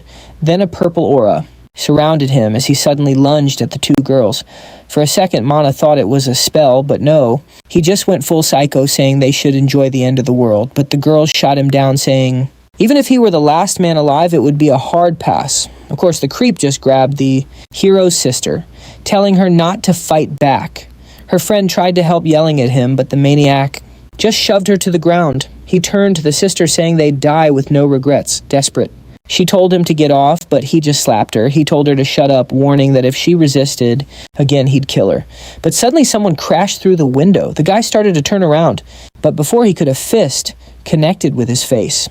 In the next instant, someone stood before them. Obviously, it was our boy apologizing for being late. The psycho in the back said they should have fun before the insects get them all. But Lin ignored him, activating the Black Emperor, which instantly decked the fool. Now immobilized, Lin asked what he was planning to do with his sister. The guy tried to scream for help, while Lin calmly said he'd let him go if he answered. But of course, the creep couldn't speak a word. The Emperor showed some mercy and dropped him. At that, the guy crawled over to Lin's feet. and began begging for his life. But our hero just asked why he was still breathing, offering a choice. Die inside or die outside. Seeing that staying was a death sentence, the guy chose to leave, but naturally our hero said he had one wish, and the master accepted. The psycho smashed the window on his way out, trying to make sure no one inside would survive. But before he could act, he was snatched up and a swarm of insects swarmed him. In moments, he became bug food, and the wish was granted. Lin turned to his sister, telling her it was all over. She asked if he actually let the guy go. He replied, "Of course not. Anyone who hurts you won't get away." He just let him outside because being eaten alive by insects is a much worse fate. Hearing this, the girl wasn't horrified at all. She blushed, thanking him and saying it was perfect. Kaga immediately chimed in, asking if they were about to become a couple. He said no, not yet. But Kia did not seem to like that answer at all. These sisters are intense. Kia gets flustered, asking if he doesn't like her. He tries to say yes and then backtracks to no. He ends up tripping over his own words, completely flustered. Meanwhile, the friend who was thrown to the floor starts to wake up. The sister rushes over, hugging her, thankful she's okay. With that, she sits up, saying she just has a little headache. But the second she sees our hero, she calls him a pervert. The sister quickly explains he's a friend who just saved them both. And here comes the opportunistic friend who immediately calls him super handsome. Our boy just ignores it, saying they need to leave now. He gets them back to her mother's house and asks her to open up. She didn't seem too worried earlier, but now she's thrilled her daughter's back safely. Keiga thanks him, saying she nearly died in there. The mother asks about the friend, and they explain they dropped her off at home. The mom then thanks Lin, calling him a true hero. Just then, Kia asks where her father is. The mother explains that all civil servants had to stay at the office. This seems strange to Lin. He knows a huge swarm is heading for that district, and the entire building is made of glass. He stands up, announcing he's going to check on him. Someone tells him it's too dangerous, and he should stay put. But he just says not to worry, promising he'll be back safe and sound. But by the time he gets there, the place is a total wreck. A weird energy starts coursing through him. This felt wrong. A disaster this small shouldn't have a creature this powerful. He realizes the strange aura is coming from upstairs. Then it clicks. This feeling. It's a guardian insect. Normally, invaders in this area are only between levels 1 and 20. But near the spawn point, powerful guardians appear. Taking them down is the only way to end the disaster. He recalls the government offers huge rewards for clearing these, and what a coincidence he's just found one. Is this good luck or bad luck? The creature looks tough. If he's going to fight, he needs a plan. Meanwhile, in the office, employees are running for their lives from the bugs. One guy makes a break for a door. He slams it shut, telling his friend they're dead if the bugs get in. So they quickly barricade the door with tables, but the creature just shreds right through the metal. They know it's over. The moment the glass breaks, they brace for the worst. But nothing happens. Confused, they peek outside to see what's going on. And there's our hero who came to rescue his uncle. Elsewhere, that creepy group of 4 is nearing a crystal. They were supposed to clear the forest he already finished. They can't figure out how the Black Emperor is always one step ahead. The bug user guesses his summons must be drained by now, but his teammate is furious, saying that area was vital. The old man wonders, could the Black Emperor know the future, just like them? Still, the 4 of them know his weakness. Powerful summons consume a ton of energy. He's sure the guy can't solo everything. Sooner or later, they'll find him and put an end to his streak. Our hero gets his uncle home safely. His aunt calls him a true hero for saving them all. He tells them not to worry, since he awakened an S-rank talent. His uncle is floored. His own D-rank felt powerful enough. His aunt adds that her memory got way better from just a C-rank talent. His cousin comes over saying she awakened a music talent that can buff people. Then his aunt asks what his talent is exactly. He gets a little flustered, and his cousin says maybe it's best kept secret. His aunt apologizes for prying, but he tells her it's no big deal. He says it's called Heaven's Justice, an offensive type. His cousin immediately says they'd be a perfect duo for dungeons.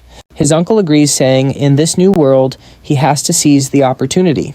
Smiling brightly, our hero promises to do his best. His uncle then says it's getting late and offers him the guest room. He politely refuses, not wanting to impose, but his aunt insists it would be perfect. In fact, she's eager to show him the room. As they walk, his uncle marvels that the kid who once helped him is now his savior. Later that night, he lies in bed feeling a little wistful. He never thought he'd be able to save anyone in this life, but he can't stay long. He still has to save his brother, who's been trapped since the very beginning. Still, his top priority is getting another S-rank talent. Meanwhile, across the city, a man raises his hands to the sky, calling for the appearance of a demon king. In a flash of black fire, a crimson creature is summoned forth. The summoner grins, amazed by his new S-rank power. The demon promises that with enough fear, he'll be unstoppable. And of course, standing right there is the girl we know is probably doomed. Just then, he notices her. Thankfully, he just says he's grabbing food and tells her to wait there. Or rather, he left her alone with a monster. For some reason, she's now huddled in a corner. The scene cuts back to our hero overlooking the city. He quickly asks the Lord of Desires to locate someone named Huimin. As usual, his wish is granted instantly. Just like that, he has his next target's location. Back in the city, the demon is crushing bugs and absorbing their energy. The summoner is ecstatic at how fast he's leveling up. He boasts that no one will ever find him now. He's finally going to get revenge on the woman who left him. The demon draws near, saying the fear it's collected isn't enough. The man asks what it wants, and the demon replies that human fear is the most delicious. It uses some sort of magic to influence him, asking if he desires to be stronger than ever. Model. A couple watches in terror. The summoner asks if it's satisfied, while the demon savors the rich scent of fear. The husband lunges, vowing to stop them, but is struck down in a single blow. The demon remarks that human fear tastes the best. At that point, the father realizes what he's truly summoned. The creature looms over the fallen man, beginning to drain his life force. The wife screams for it to get away. It craves more. Suddenly, the summoner stands in its path. He argues the deal was to kill monsters, not people. But the demon rebels, slamming him to the ground. The demon calls him a hypocrite, snarling that the woman's death will be on his hands. The father denies it, trying to escape, but a sinister green energy already surrounds him. The spell takes hold, his expression twisting. He grabs a small blade and walks toward the woman. She begs for her child's sake, pleading with him, but her pleas are cut short by a scream. Nearby, Lin senses a disturbance. He arrives just as the deed is done. He's too late. The woman is gone. Lin's face hardens. He orders the Emperor to handle the man while he launches himself at the demon. His attack is blocked effortlessly. The monster smiles, savoring their intense emotions. He attacks again, but the Emperor intercepts. The demon then lunges for our hero. It calls his feelings delicious. Kaguya deflects the blow with ease as the attacks continue. Lin knows he couldn't have dodged that alone. He quickly orders the Emperor to take over. The Emperor appears behind it, landing a solid punch, but the demon just feeds on the fear. It declares itself the Demon King. Raising its arm, it proclaims, "They're all asking to die." Lin tells Kaguya to back up the Emperor. But a demonic roar sends them both flying. Naturally, she lands safely in our hero's arms. Meanwhile, the Demon King moves to finish the Emperor. That's when our boy unleashes his trump card. It coils around the demon's arm, stopping the final blow. The demon is completely stunned. Kaguya seizes the opening, striking a fatal blow. As it fades, Lin asks if it thought he fought alone. But the creature vows it cannot die. It claims to be the fear inside every living thing. The monster vanishes, and Lin says, maybe next time. He's feeling confident with this new power. He has defense attack and support covered. Suddenly, he hears a scream. He looks over. The father is on the ground, broken, wondering how he could have taken a life. But Lin is merciless. He says before the man dies, he wants to hear his final words. The man pounds the ground, screaming that the contract made him do it against his will. Lin states that as long as he lives, the demon can return. The man understands. He accepts that killing must have a consequence. He only asks that our hero tell his daughter he will return someday. He means he'll be back in another life. Our hero strikes a final blow, promising to watch over his daughter. The man is moved, a bit weird from a stranger, but his time is up. As he collapses, our hero steals the ability. He knows this demon's talent is risky. It could try to control him. But it's an SS rank, so he activates the skill. Just because the last guy failed doesn't mean he will. He acquires the S-rank Talent Emotion Activator. It has a fast cooldown and a massive activation range. He immediately summons the creature. Once again, a swirling vortex appears in the sky. This time, though, it forms into an egg. He's baffled as it materializes in his hand. A system window appears. He must choose a primary emotion to absorb within a 300-kilometer radius to hatch it. Lin guesses the monster's power is tied to the emotion. He starts sensing the feelings around him. With everyone fleeing the bug swarm, the strongest emotion by far is pure fear. He keeps sensing his surroundings, finding only pain. Then his time runs out. He realizes that even 5 seconds of feeling everyone's emotions at once was overwhelming. It seems the father chose fear, as it was most common. In doing so, he created a monster he couldn't control. That immense power was his downfall. Lin decides to wait and asks his spirit to locate the daughter. She waits at the empty house, wondering where he is. Suddenly, she hears someone approach. A visitor at the door claims to be her dad's friend. Surprise, it's our boy right on time to save the day. He brings her to a burger joint and she asks about her dad. He tells her that her father went to protect the city, asking him to look after her. She beams, calling her dad an amazing hero. Our boy asks if she's worried he could be lying. She says her talent lets her sense emotions and his are pure. She can feel his good intentions. This piques Lin's interest. She's sure he's a true friend. As he leaves, he plans to find her a new family later. Dude, that's not exactly top-tier childcare, is it? But he's the main character, so saving the world comes first. He must now seize his own destiny. First on the list, protect this town and crush all his enemies. The scene cuts to the Lingan Temple, where a shady group of individuals shows up seemingly targeting a wormhole. The old man states it's time for them to select a leader. The Turner guy questions if the old man wants the job, but he simply says that he already knows everyone's ability except for that guy's. Turner ignores him, saying they should focus on how they'll take down the Black Emperor. For now, it's best if they avoid any infighting as much as they can. The old man scoffs, thinking this Black Emperor is overrated, having never heard of him in his past life. He boasts they're all SS rank, so the Emperor is no threat. But the guy turns around and warns them the Emperor stole his own powers, so he'll need their help. Of course, the old man is already calculating that giving the powers back might cost him his status. Turner ignores this and tells the blue-haired guy to scout the area. He immediately activates his eagle eye to scan his surroundings. He says he's spotted a mantis 1 kilometer out. The old man grumbles, wondering where the high-level guardians are. The guy explains that because this disaster struck earlier, the monsters have also moved. Nearby, Lin is facing a giant level 34 creature. Lin is amazed by its massive health pool, 10 times the usual. However, the good news is that it has so many attributes perfect for his talent to steal. He instantly orders his summons to attack.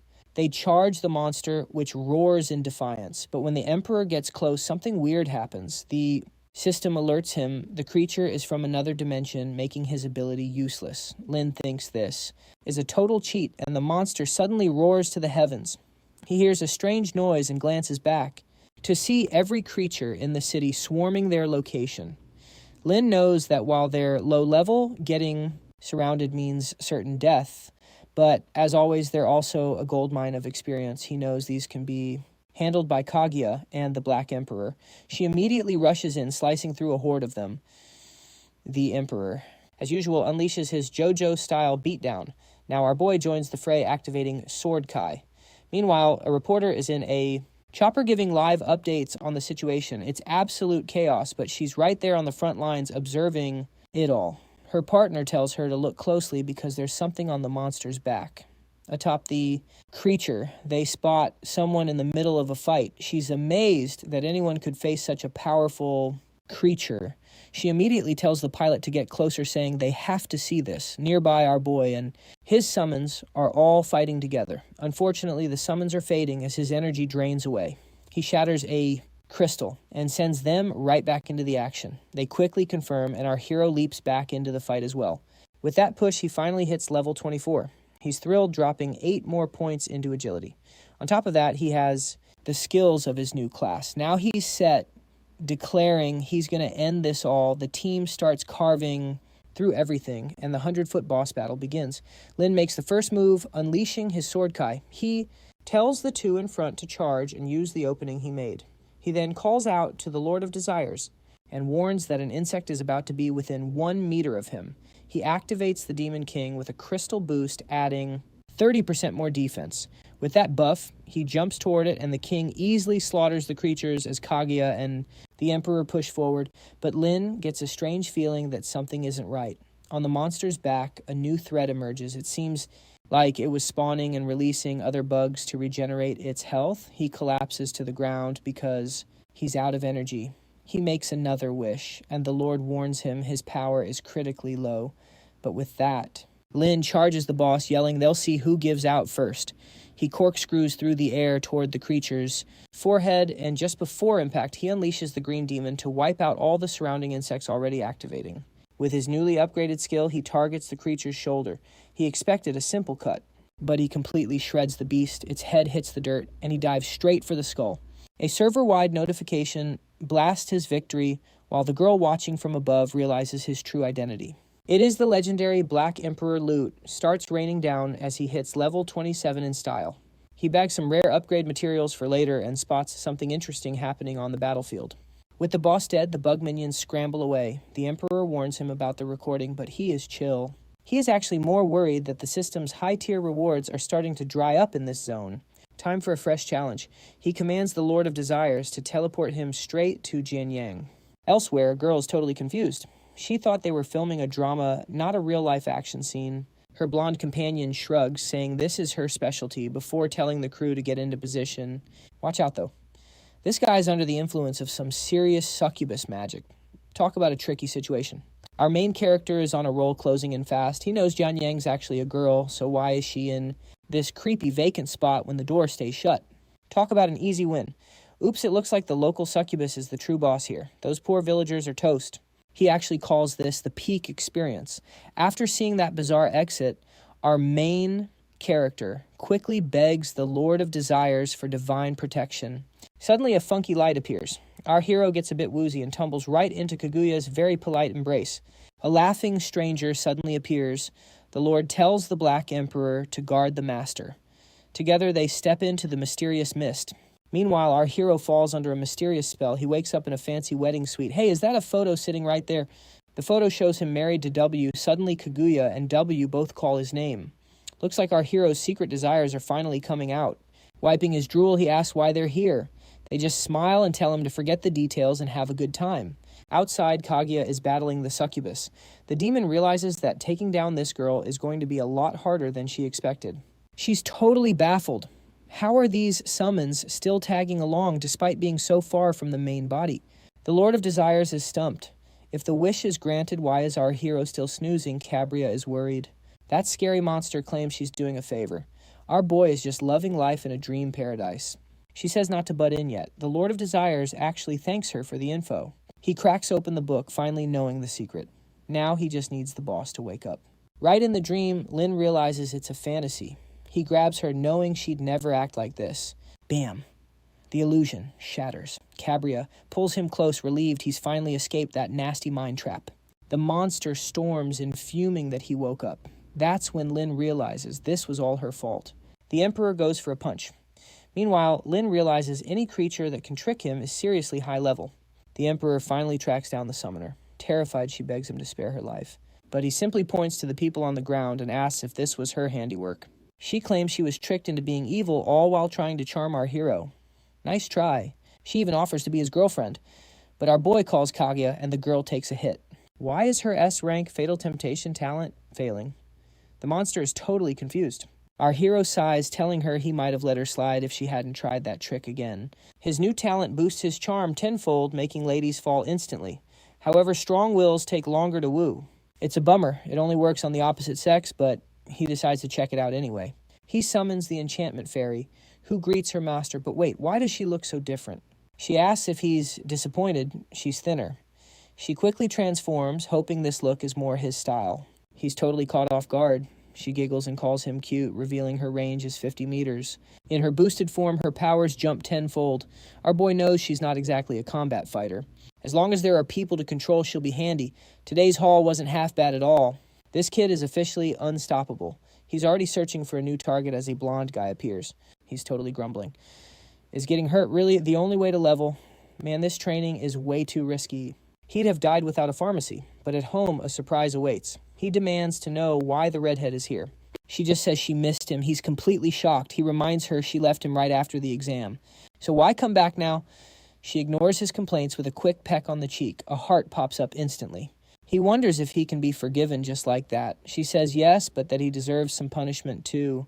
Of course, this is our hero's new summon at work. He shows no mercy, telling Kaguya to finish this now. She prepares to strike the sleeping man, but he has a stolen talent that blocks her attack sight unseen. Kaguya tells Lin her hand is stuck. He is somehow reacting, despite being trapped inside a dream. Just then, the man's ice summon appears. It declares they will all be exterminated. But our hero has an army of his own. He summons everyone at once, yet the ice creature swats them all aside. The Emperor throws a punch. The creature raises a barrier to defend, but the Emperor's power shatters it. The ice summon tells him to be still, unleashing chains. They bind the Emperor, and one shoots toward Lin. Thankfully, Kavya appears and deflects the chain. He thanks her, telling her she's always his savior. With that, he recalls the Emperor and the Green Demon. The monster taunts him, asking if he's lost his nerve. Lin just laughs, calling that ridiculous. He's simply interested in the creature's ability to communicate. He guesses it's at least a double S rank. His summons are just S rank, but his new fusion ability should solve that. With his command, energy begins to pour from both of their bodies. It gathers in the sky, forming a massive ball of power. A new warrior is about to be born as he summons Black Princess Kaguya. The fusion creates a powerful samurai, her key skill, stealing a target's attributes or abilities with each attack. Lin is amazed. It perfectly combined the best traits of both summons. Before he can even give an order, she strikes the creature with her blade. The monster parries and unleashes an ice storm, but the attack does absolutely no damage to Black Kaguya. The ice summon realizes things just got serious. It activates the eternal freezing coffin, but in an instant, Black Kaguya breaks free. She approaches, asking if that's all it's got. The monster yells, warning her to stay back. It creates another storm, but she calls it nothing more than snowflakes. She then draws a final decisive blade. The monster throws up multiple skills, including a protective barrier. As the blade makes contact, it boasts about being impenetrable, no matter how fast the attack is. But just then, the fusion ends. This instantly removes all negative status effects from them both. Kavya, with her attack speed restored, easily uses Rainy Night to land the final blow. It cries out for a moment, then freezes solid before shattering into dust. She then nears the body, saying, "This is the next target." Our hero mercilessly watches the red stuff flow. The pair returns to Lin, reporting no injuries. He praises them both and tells them to get some rest. As usual, he decides to steal the talent, knowing it was S rank. But while absorbing it, he senses it might be higher. He immediately checks its status. The talent is actually triple S rank. It's a persona of absolute power, summoned only in extreme danger. He's a little speechless, since he hasn't been in much danger lately, so basically it's useless for him right now. He decides to ignore that for now and tries to summon the ice creature like his other summons. But of course nothing happens. He slumps to the ground and his summons try to comfort him. But then he leaps up with an idea. He asks Kavya to try and slash his neck. He figures if he's in real danger, it will be summoned. Kaguya asks if he's certain, then agrees to do it. She prepares to make the cut. The blade swings down, but nothing is summoned and he starts to panic. The Lord of Desire explains it's impossible. Kavya has no real killing intent towards him. So our hero turns to the Black Emperor. He asks for one painless punch. The Emperor, fearless, prepares to strike. But suddenly, the Emperor's hand turns black. Time itself seems to grind to a halt round them. A mysterious voice speaks of courage. A mask appears, telling him to let go of the anger in his heart. He grabs the mask and tells it to listen. Suddenly, the Savior appears. The attack is redirected at the Black Emperor. It warns the Emperor it could send him to hell. But the Emperor is unfazed, saying it's worth trying.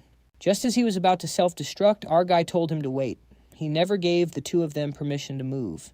Without his order, the pair apologized, and he accepted. He was just happy to finally get a more normal summon. And it was still incredibly strong, not to mention its status screen had far more info than the others. Its presence constantly drains his energy points, but it has a skill that can fully restore his health.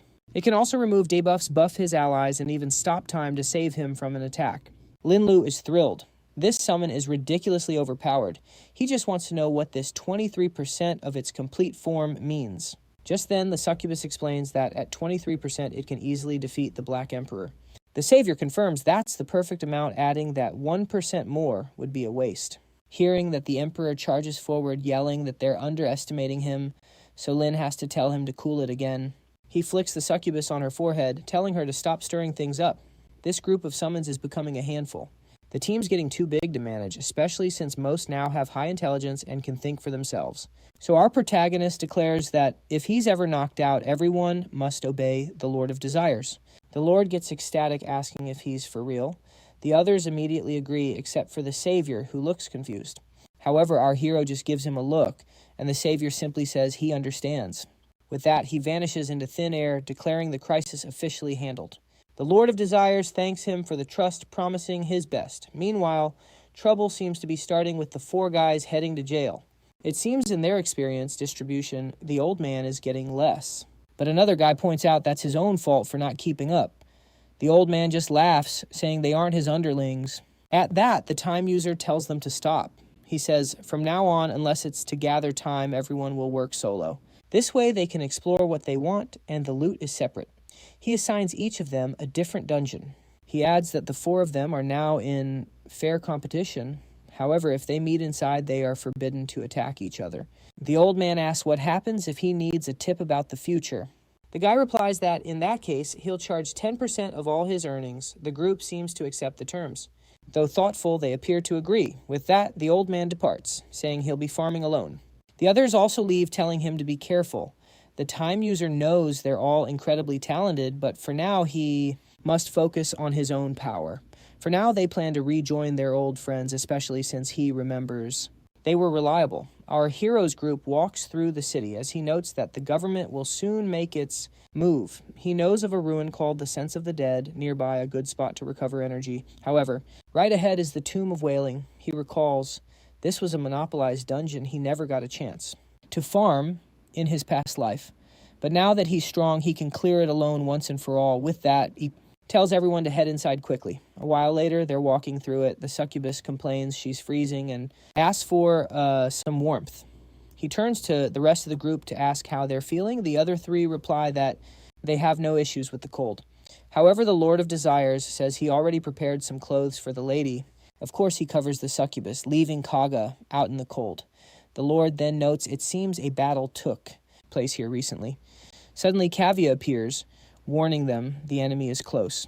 However, our hero says this is perfect and it's time to start evolving. A legion is approaching, so he orders the Black Emperor to go stop their advance. The Emperor laughs and thanks him as our boy says he wants the usual wish. At that moment, something shatters in his hand. The roulette wheel starts to spin, searching. The Black Emperor begins his fight. Lin commands the roulette to stop. Finally, the SS rank elevation. Crystal he's been after appears. The Black Emperor says he doesn't want the usual wish, and as he reaches out, it appears. He thanks the Lord of Desires, saying he has been working hard. The poor Lord's happy since the roulette hasn't given him anything good lately. With the elevation crystal, he can upgrade his strengthening crystals, but unfortunately, it is not yet enough to evolve his talent. So he decides to use all his other crystals to evolve the Black Emperor, who says he can feel his power surging. His status is updated, and he goes on to crush all the monsters in the dungeon. Lin takes a moment to think about the best strategy for this place. In this mission, the player has to help out. At the Second Legion's temple, they explore the Tomb of Heroes and run straight into a magic cult. Their mission is to defeat them for a reward. He figures it's an easy job, but the payout is pretty weak. As usual, his best strategy is to create some chaos.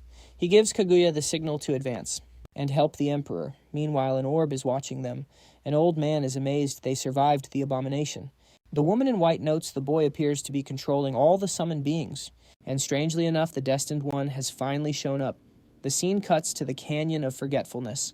A hero named Reinhardt rallies his troops, declaring they will advance for the temple's honor. The soldiers cheer in agreement. But just then he spots someone approaching. It's our main character making his entrance. He claims to have intel from the front lines. Reinhardt notices our hero has the mark of an epic warrior. Intrigued, he asks for the information, saying the reward will match its value. Kaguya steps forward as Linlu tells the man to listen. An aura then flares up, surprising the guy. In a flash, she strikes him. He barely manages to defend himself, and demands to know who they are. Linlu coolly informs him he'll be paralyzed in 3 seconds. Reinhardt, meanwhile, finds this all very strange. And sure enough, his power feels weak. Before he can act, Kaguya strikes again. She tells him he should have listened. An attack lands squarely on his chest. Reinhardt is baffled by his weakened state. He spots a warlock behind the boy, and feels certain that's the reason for his trouble. He unleashes a burst of ki, trying to push them back. His mounted soldiers charge, yelling to save their commander. However, Linlu's summons stop them with ease. At the same time, the commander begins to fight Kaguya. He glances back, calling Linlu a coward for using summons. Our hero just grins and invites him over. Reinhardt charges, ignoring the strange feeling he gets. He has no choice but to eliminate this assassin. But just as his blade is about to land a fatal blow, something intervenes. The savior has appeared. He asks, "Who dares to challenge my master?" Reinhardt is stunned that one person has so many contracts. Once more, Linlu wills his target to freeze for just 1 second, and with that, the savior extends his hands. His command is simple: explode. Spatial rifts appear around Reinhardt as he tries to speak, his body dissolving. In an instant, he disintegrates completely. The onlookers wonder if this powerful new guy is an ally. The girl isn't so sure, thinking he might be from the witch cult. The man just smiles, saying everything is going to plan. A plan set by those above. Now that the commander is gone, they can have some fun with our boy. The Templars advance, following their new captain. All the while, Black Kaguya cuts through them effortlessly. A moment later, they're all on the ground. Defeating these NPCs grants him a 900% experience bonus. He then orders his summons to hide until the time is right. Suddenly, something starts to rise from the ground. A strange skeleton emerges, inviting him to visit the witch cult. Linlu finds this very odd. He wonders if there's been a misunderstanding. He doesn't recall this event, but it's not a problem, because he can adapt to any situation. He simply tells the skeleton to lead on. Of course, he's already thinking about the rewards for clearing out this cult. At the cave entrance, a lich greets him. Linlu pretends to be confused by the situation. He knows that wiping them out now would just end the quest. But he's more focused on finding the ashes to finish his main mission. The lich just thanks him for arriving. She asks if he brings any new instructions. Linlu is confused, but decides it's time to play a part. He asks if the people here have completed the tasks assigned by those above. The old man says they've almost finished finding the giant ice dragon. Linlu immediately orders to be taken to it. The lich agrees and leads him inside the cult's base. They eventually arrive before a large chamber. "It's in here," she says. Linlu is shocked at the sight. A massive dragon skeleton is held down by chains. Linlu knows that if this creature were alive, an ordinary player would stand no chance against it. He asks the cultists how long until it awakens. They say the ritual will take at least 10 more days. He knows this will be a major boss with an amazing reward.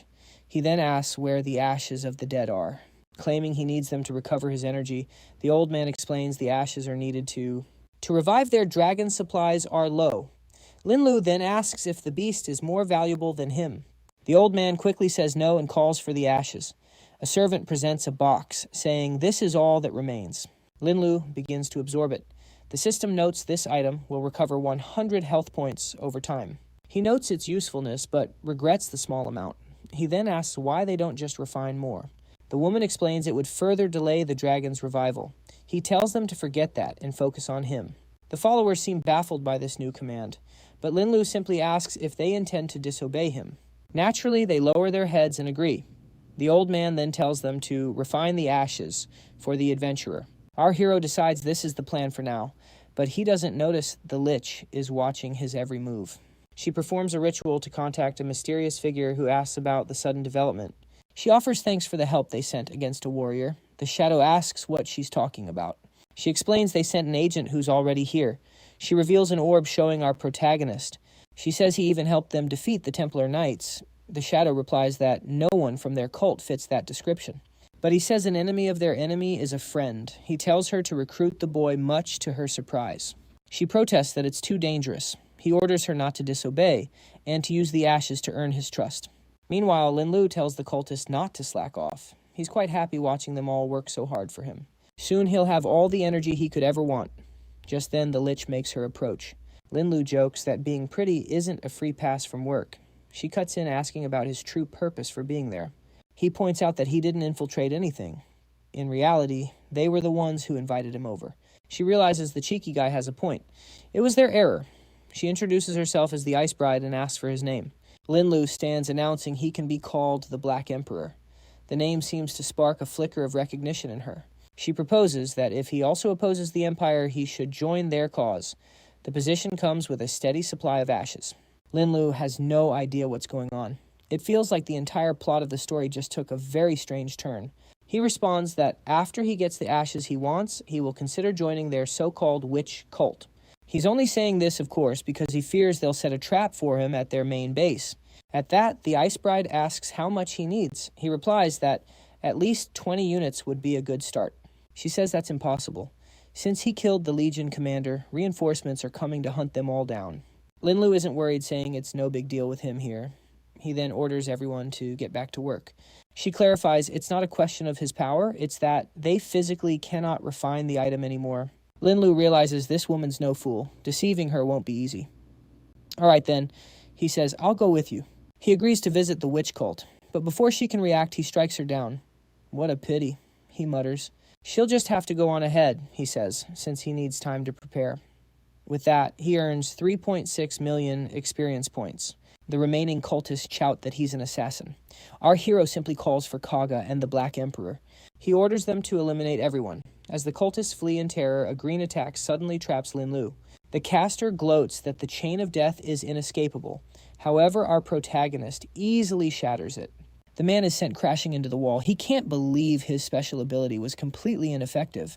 Suddenly, the ground begins to tremble. The old man announces he is sacrificing his life and all his remaining magic. He gives one final command: kill that assassin. Linlu is shocked the old man would go to such lengths. And with that, the dragon is resurrected, boasting 990,000 health points. The beast is worth 360,000 experience points, but has stun and slow abilities. Linlu, however, is ecstatic. The dragon's revival was rushed, so its stats are low. He orders Kavya to take out the summoner. In the meantime, he and the Black Emperor will face the monster. The old man warns them not to underestimate him. The dragon spews a massive wave of ice toward them. The Black Emperor has to step forward to defend Linlu. He uses a powerful slash to tear through the ice wall. He then dashes at the dragon, telling it to surrender. The attack lands squarely on its head. The Black Emperor follows up with another JoJo-style combo rush, but none of it seems to faze the dragon. As it prepares a spell, Linlu charges in, launching his own assault on its head. Dazed, so he quickly tells Kaguya not to let up. She instantly charges the dragon, landing a heavy blow to its stomach. He rallies the team to finish it together. They all begin to attack the monster's head. From every angle, sending it crashing to the earth. He scores another 6 million experience points and reaches level 28. Lin remarks that the dragon was tough, but the rewards were totally worth it. His ability also leveled up, letting him add more points to agility. He needs to evolve it to lower the cost and let him use it more frequently. He then checks out the boss loot dropped by the creature. Something special catches his eye. From inside the body, he pulls out an icy sword. It's a diamond rank weapon named the Heart of Annihilation. Lin is thrilled when he sees the stats. This thing will basically double his power. He never expected such an awesome item from an easy dungeon. He figures it's a secret reward for clearing out the entire area. He goes back to the body looking for more loot and starts gathering a bunch of horn fragments. He ended up with a lot of potions, some cash, and a few common items. Plus, this dragon horn can summon a level 35 boss. He turns to the woman saying, next time she should make the ashes of the dead. With that said, he tells everyone it's time to go. At the dungeon entrance, a notice shows the Black Emperor cleared it in just 4 minutes. The old man waits outside thinking this is his chance to finish off the guy who's taking everything from him. The scene changes to a shelter where guards protect a door. A portly guy inside named Guo holds a book. He got an S-rank ability, Future Simulation, and the legendary Future. Diary, Mirai Nikki. With it, he can see the future and thought he had control of this world. However, the moment he opened it, he saw a guy with a maid was coming to kill him. It warned that if he wanted to live, he had to avoid this person completely. Guo was in disbelief, especially since he'd just gotten this power, but there was no denying it was the future diary. He hoped there had been some kind of mistake, so he asked for a picture. He then saw a vision of Linlu and Kaguya arriving to finish him off. He tried playing dumb, claiming not to be Guo, but he was killed anyway. Now he's desperate to find a way to survive. In another simulation, he attacked them on sight. He quickly learned he stood no chance and wondered what to do, and once again he was killed. Guo now knows that fighting or begging for mercy won't give him any chance of living. He tried hiding, but it seems they can always find him. In his last attempt, he opened the door and begged, but still got killed. He's realized that no matter what he simulates in the end, he always dies, and he's completely helpless. In another attempt, he found out the person controlled insects, and in that life he was killed by a guy in black armor. Right then, some insects crawl into his shelter. Guo instantly panics knowing his killer has arrived. He's positive it's the guy who wants him dead and far away. On a rooftop, you can see them approaching. Lin is surprised he used a wish just to make this guy show up. Suddenly he spots Guo climbing out a window. He tells her to cancel the wish since this is going to be way easier than he expected. Smoke appears, and they wonder if he's hiding in an alley. Meanwhile, the portly guy says his partner is even more beautiful in person. Confused, our hero asks how he knew they were on their way. Guo explains he's witnessed their arrival many times. Linlu comments on what an amazing talent that is. Guo replies that it's actually a curse since it hasn't made him any stronger. Because of it, no matter what he chooses to do in the end, the outcome is always the same. He tells Linlu to just finish him since he's simulated everything and always dies.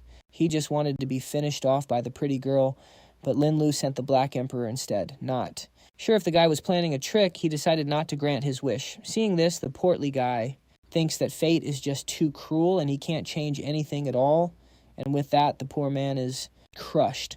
Just then, Linlu walks up, uses his ability, and chooses to steal a talent. He ends up with the rank simulation. This lets him simulate the future with no cooldown at all. He immediately activates the talent. The further he predicts, the more energy it uses. He thinks it's weird that the pages are blank and asks for a 2-day forecast. The first sentence appears saying that he is Linlu, and if he is reading this, our boy starts to freak out. Why would it say that his future self warns that if he's reading this, he's already been killed by someone named Liu Yi, who is some kind of celestial master? The man said nothing, and he attacked immediately. But the Black Emperor wasn't enough. A massive lightning storm ultimately sealed his defeat. Lin can't believe he's fated to die tomorrow. He tries to relax, reminding himself that he's a time traveler. There's no way he's going out in such a lame way. Talents are made to help, so he must be missing a key detail. He hasn't seen it yet. He thinks about Liu Yu, wondering why he only used the Black Emperor in the fight. He summons the Lord of Desires, saying they need to figure this out. They begin running simulations of the future. The Lord of Desires reviews the battle simulation one more time. He confirms the bad news, another death. He even tried a surprise attack with the Black Emperor and Kaguya. He also sent in the Succubus for a coordinated strike. The green monster and the Wishes joined the fight, but he still died. The enemy has an S-rank talent called Heaven's Lightning. The Lord of Desires suggests summoning all his creatures to see if a full-scale assault changes the future. Lin figures the book might be underestimating his true power, so he starts calling on his entire roster. He's certain that with everyone summoned, the future has to be different. He gazes at the book, expecting a new result. But again, the book greets him with the same message. If he's reading this, he's already dead. The opening was identical. He used every single summon and lost to an SS-ranked talent. Lin is floored that 5 S-level creatures lost to 1 SSS-level foe. He tells the Black Emperor to punch him square in the face with all its might. Instantly, the Savior appears ready to eliminate the threat, but Lin just tells it to stand down. He runs the simulation one more time, and again he sees himself captured with all his summons wiped out. Lin wonders if there's a way to get more energy and change his fate. He asks the Lord of Desires how to defeat Liu Yu. The Lord says their last hope is an unborn being called Fetal Movement. This strange name refers to the egg he got. The prediction then changes, saying a specific emotion was used to hatch the egg. In this timeline, Liu Yu actually escapes. The fight was a success, even though it drained a ton of energy. Lin is ecstatic that the future has finally changed. Apparently, the key to victory is the emotion he chooses. Lin immediately asks the Lord of Desires for that information. The Lord starts his analysis, but his book suddenly starts to smoke. He slams it shut right away. He warns that granting this wish would cause him to collapse. Our hero knows he can't risk losing his powerful ally. In a fight, he'd need a different plan. He quickly gathers everyone and says it's time to go find his brother. The mission is to help him get an S-rank talent. Meanwhile, at a prison, soldiers are firing at insectoid invaders. But there are just too many of them. They were losing until the Black Emperor arrived, smashing a giant ant right in the head. The soldiers wonder if they're saved. Then Lin calls out, announcing a visitor for Jie Shendong. Inside, the guards thank him for the rescue and mention that his brother is waiting for him. I have no idea how this prison is still operating in the apocalypse, but regardless, our hero heads on inside. His brother greets him, calling him Brother Lu. Our hero says it's been far too long since they last met. He asks if Lin was hurt fighting the bugs outside. Lin just smiles, telling his brother not to worry about him. His brother admits he's made many mistakes. He promises that once he's out, he'll be a much better help. Lin offers some encouragement, but his brother says the issue is he has no idea when he'll actually be released. But then he remembers getting an offer to shorten his sentence. He happily tells our main character he'll be out very soon. But our hero just points out that his brother never seems to think about himself. He declares that outside no one messes with him now, and his brother is about to be just as strong. Then the Black Emperor appears. It forms behind his brother, landing a solid punch in his back. A guard yells for him to raise his hands and explain himself. Lin calmly explains he just brought an item for his brother, which isn't against the rules. The Black Emperor then speaks directly to the boy. Instantly, his brother's talent levels up from rank A to rank S. His Red Valor skill got a major upgrade, reducing damage even more for every 3% of health lost. The guard nervously asks why the inmate is glowing with fire. Suddenly, the Crimson Lotus Knight materializes. It's an S-rank summon that deals burn damage per second. Lin realizes this is his brother's new powerhouse. Lin explains that this new power will help him earn merits and reduce his sentence. I mean, they could just break out, but okay. His brother asks where he found such a valuable item and why he didn't use it. Our hero just tells him not to worry. He says he still has plenty of tricks up his sleeve, but a camera was watching, and in his office the prison warden was smiling. He mused how simple it was to boost a person's talent. Just then a guard came closer and announced that their time was up. Lin promised no one could hurt them now. His brother just urged him to be safe out there.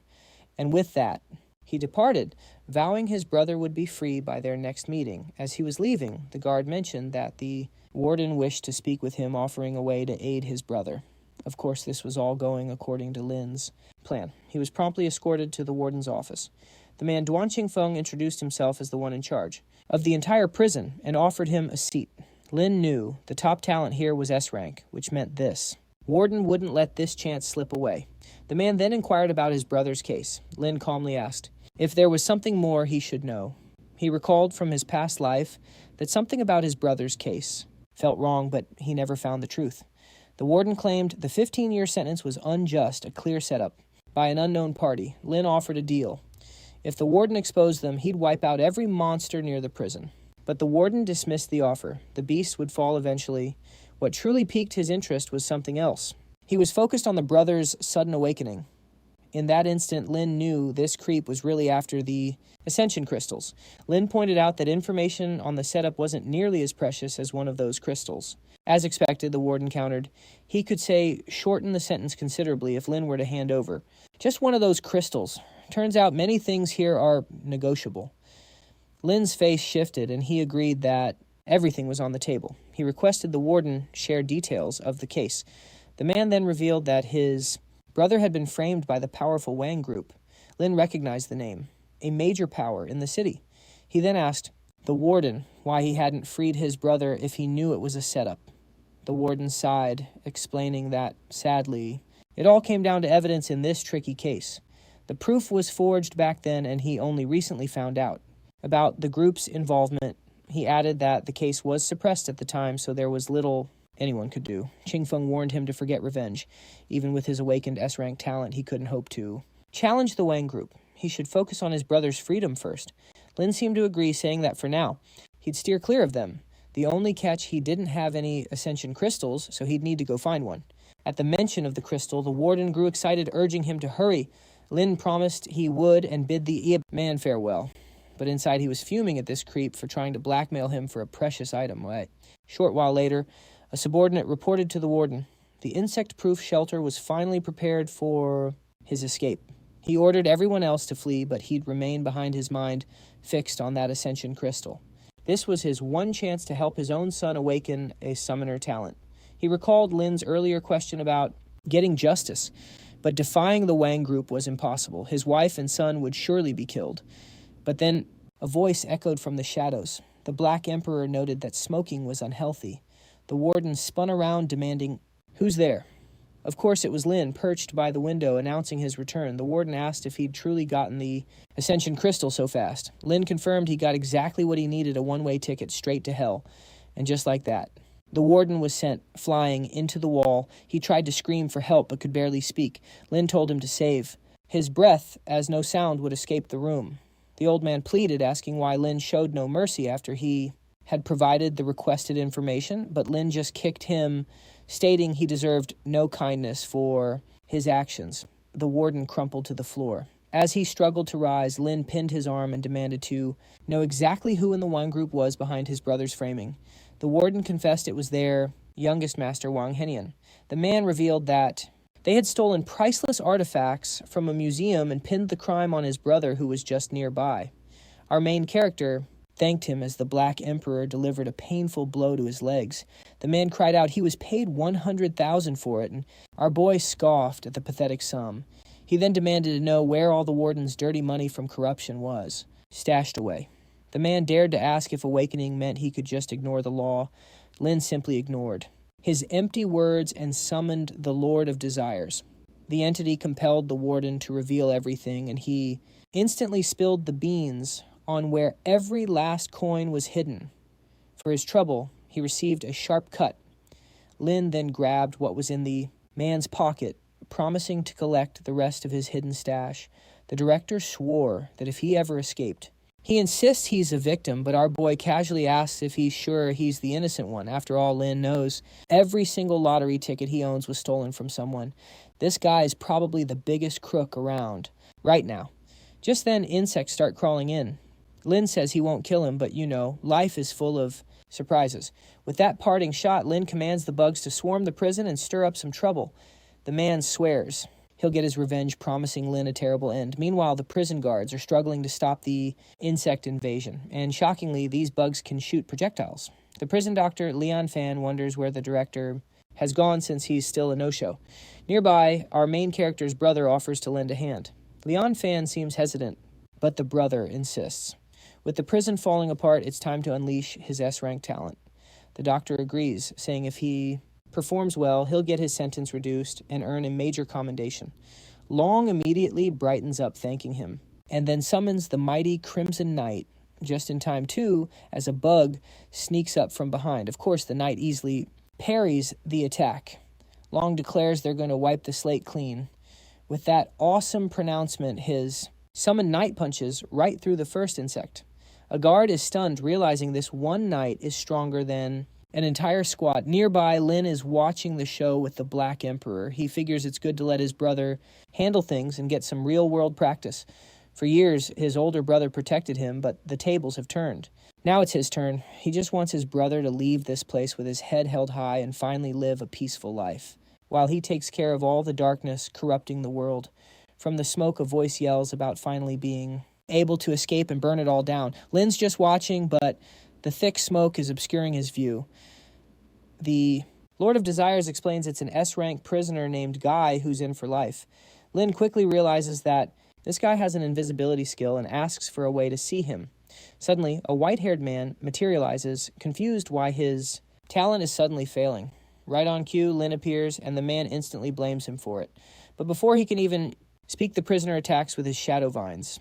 Lin sighs, saying it's too bad, but he's always been lucky. He dodges, casually remarking that he'd heard this guy was only A rank, so an S ranker is a big surprise. The prisoner, on the other hand, is furious that Lin knows his secret, since he tells everyone he's just a lowly F rank. Lin just smiles, saying he has his ways of finding things out, all while thinking he can't let a great talent like this go to waste. The prisoner tries another attack, but Lin dodges again, repeating that luck is on his side. The man finally realizes this kid is no ordinary Inspector. He launches one more desperate attack, his mind screaming for a way to escape this mess. But the Black Emperor blocks it without even trying. The man uses his own vines to scale a wall, shouting that the most important thing now is his freedom. He immediately goes invisible again, totally confident that Lin has lost track of him. But he's instantly smacked down by Kaguya, who knew his location all along, and just like that, the guy plummets to the ground like a sack of bricks. As usual, Lin goes for the talent steal and gets a level 5 skill called Hermit.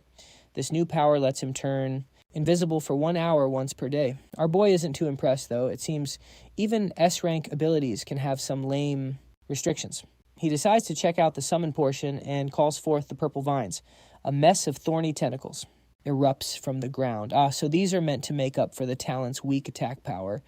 But then Lin notices something about his main talent has changed. It looks like he can't steal any more abilities as long as his primary skill stays at rank. He quickly deduces the new limit is 9 summons. But luckily for him, he's already got a plan to deal with this. The scene changes to a beginner dungeon, the Valley of Wolves. We find Lin busy slaying the monsters inside. He picks up a card drop, noting he's finally collected enough. After looting the prisoner, plus everything he already had, he's saved up a total of 500 cards. With all these resources, he's finally ready to upgrade his talent to the SS rank. He tells the Lord of Desires that with the next 500 roulette spins, he'll get all the crystals he needs for the upgrade. The Lord agrees that with so many cards, that's one wish he can definitely grant. And so the roulette starts spinning. Lin's goal is simple: get as many ascension crystals as he possibly can. On cue, piles of the precious items start pouring in, exactly what he needs for the upgrade, and the Lord says he has a card but needs even more crystals for the big level up. With that, another wave of these items appears to help him out. Obviously, since he can't use them on himself, he'll feed them to his summons. At last, the moment of promotion is here. Now he has advanced to SS rank and can steal multiple talents again, but this time in much greater quantities. Plus, it looks like he can transform. He can crystallize stolen talents into gems for others, or even lend out his own skills to friends. Plus, his talent limit is gone, letting him hold up to 19 skills. Best of all, if a friend has a bad talent, he can just snatch it away and give them a better one. Suddenly, the Black Emperor feels a rush of new power. Since his creatures are linked to him, they all level up to SS rank. The Emperor gets new abilities, and his stats jump. His stats have skyrocketed. He calls the Lord of Desires, saying it's his turn for an upgrade too. And just like that, he also hits SS rank, getting better stats and shorter cooldowns. Now he has a much higher chance to dodge and land critical hits. The Lord thanks him, feeling like he's been given a new life.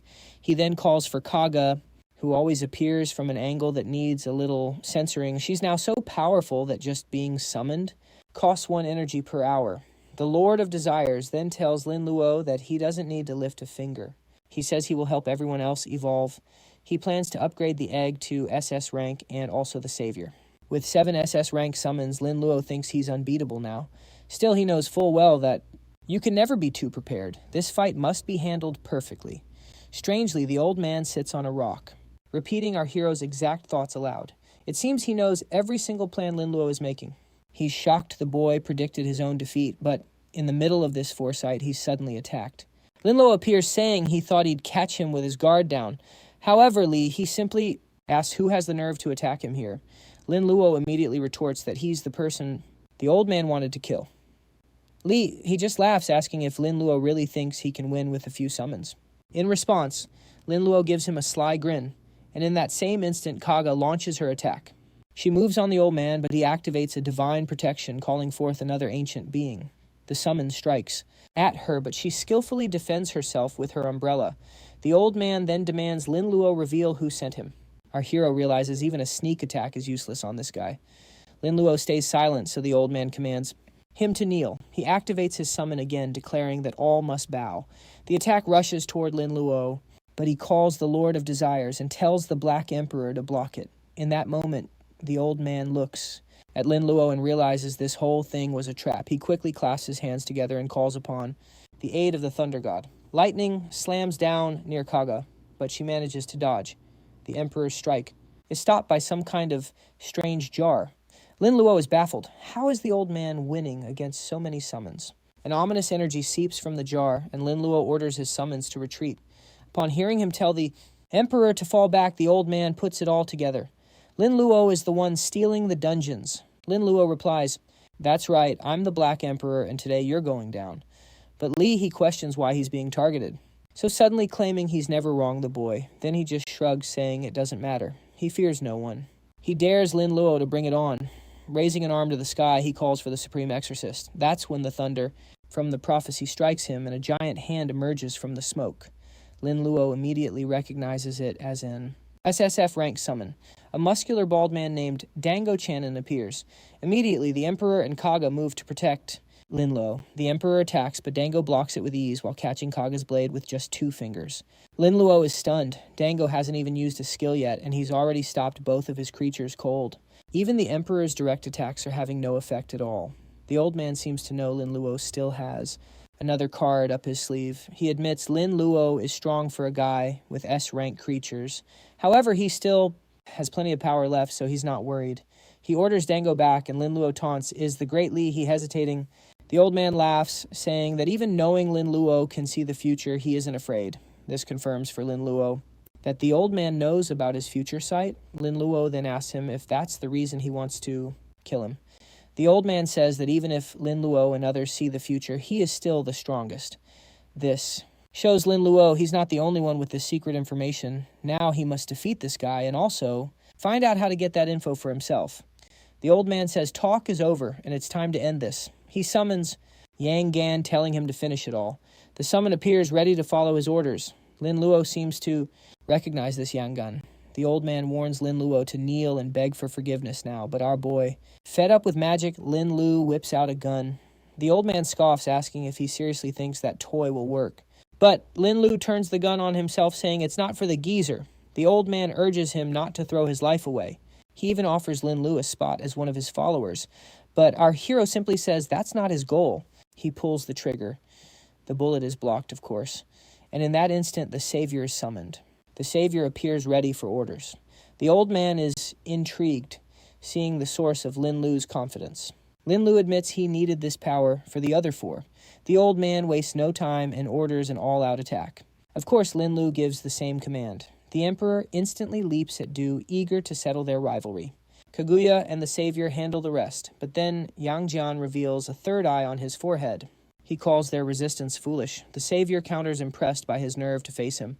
Yang Jian slices the magic in two, calling it pathetic. Suddenly, a massive explosion erupts beside him. The Savior had turned Q particles into a flurry of bombs. Yang Jian is clearly taking a beating from the blasts. But the old man summons his ace Guanyin. The girl from Zishao casts a powerful purification spell. Instantly, Yang Jian is back to full health. Linlu can't believe it. All that damage was just erased. Realizing this was just a waste of energy, he wisely recalls all of his summons for a moment. The stalemate continues. The old man laughs, announcing that it is finally his turn. He commands his own forces to attack, but Linlu stays cool. It's all going according to the book.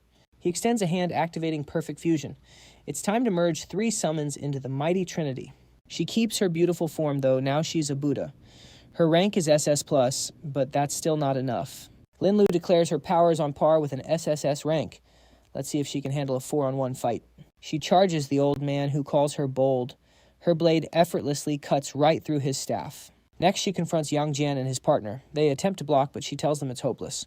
The old man concedes Linlu has some skill, but winning like this, naive. He then pulls out a card. He's about to reveal a centuries-old treasure. Raising it high, he proclaims prosperity for their path. Linlu is totally lost by that phrase. Then a vision appears from the year 1821. A lone knight defeating an army. In 1937, the card passed to an elder. And then in 1993, it finally reached this man. The old man admits Linlu is strong, but says he holds a powerful blessing. The blessing of hundreds of generations. He activates it. Ancestral summoning. The whole clan appears behind him. The guy summoned an entire army of bald dudes. Now Linlu sees why winning seemed impossible. It's exactly what the future diary foretold. The ancestors attack Kaguya, but she counters with an explosion. She handles the first wave, but 3 more trap her in chains. A giant bell then descends from the sky. The old man declares this is the end for Linlu. Afterward, he'll eliminate the other future knower and erase every loose end. But Linlu is still confident, saying their centuries of history ends today. Leia is baffled, wondering what his plan is. Just then, he takes out that mysterious egg. He activates detonation of emotions. He focuses, sensing the feelings around him to find the right path. He sees a woman being robbed, another being harassed. Man, this world could definitely use a hero. He senses waves of despair and fear everywhere. It all feels hopeless until one specific feeling catches on. That reporter from before is being praised. Her footage is being called a great service to society. Linlu's heroic battle is being broadcast live. The army is even watching the announcement. Thanks to the Black Emperor, they realize they can win. Hearing this, our boy's spirits soar. He exclaims the future diary was right all along. He decides to gather all the hope in the city. Just then, the egg absorbs a golden light, and from it emerges Little Wing, a tiny angel. Of course, she's here to handle things, which usually means making things more complicated for him. She's an SS rank Angel of Hope, able to gather hope itself. Her blessing can boost the stats of another summon by a full 20%. Just then, the old man calls forth more elders to uphold their version of justice. Our hero sarcastically calls them a fine group of saints. With that, he sends in the Angel of Hope. She unleashes the blessing of unlimited vitality and the dawn of hope. All buffs now focus on the transformed. Kaguya, who feels her power surging to incredible new heights, she instantly rockets toward the old man like a meteor, who is hiding behind his summoned elders. But Kaguya easily shreds through their defenses. The old man seems unimpressed, calling it a simple barrier, but then wonders where she vanished.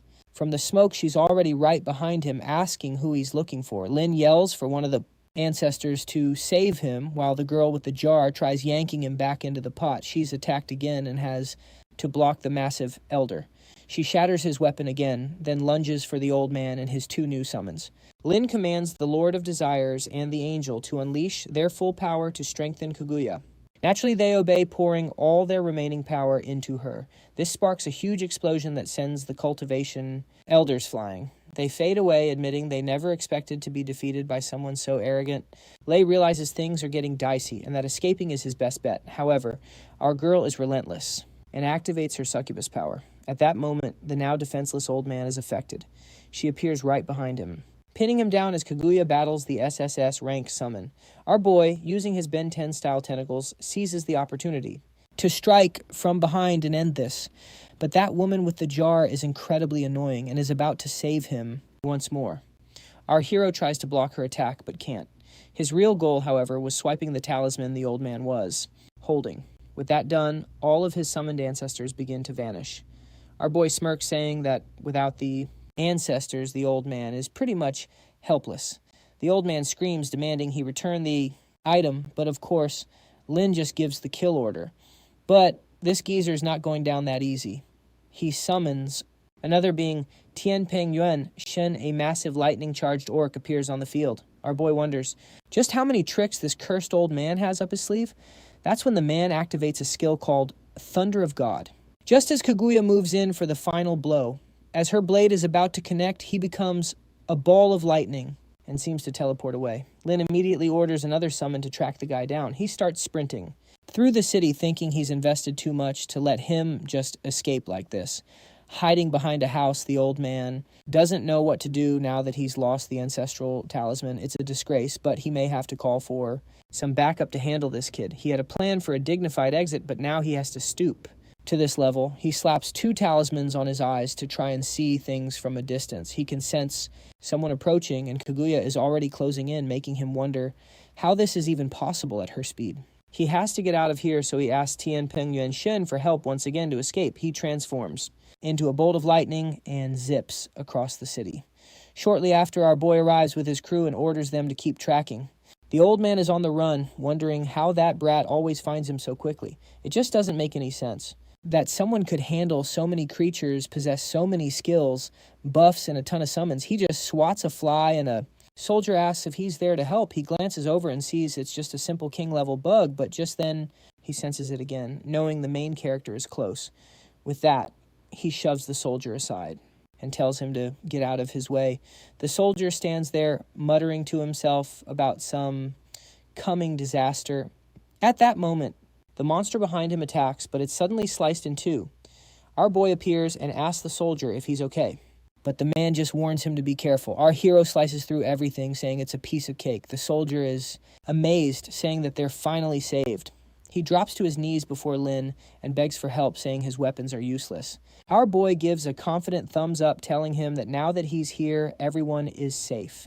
Before him stands that king-level insect, the man.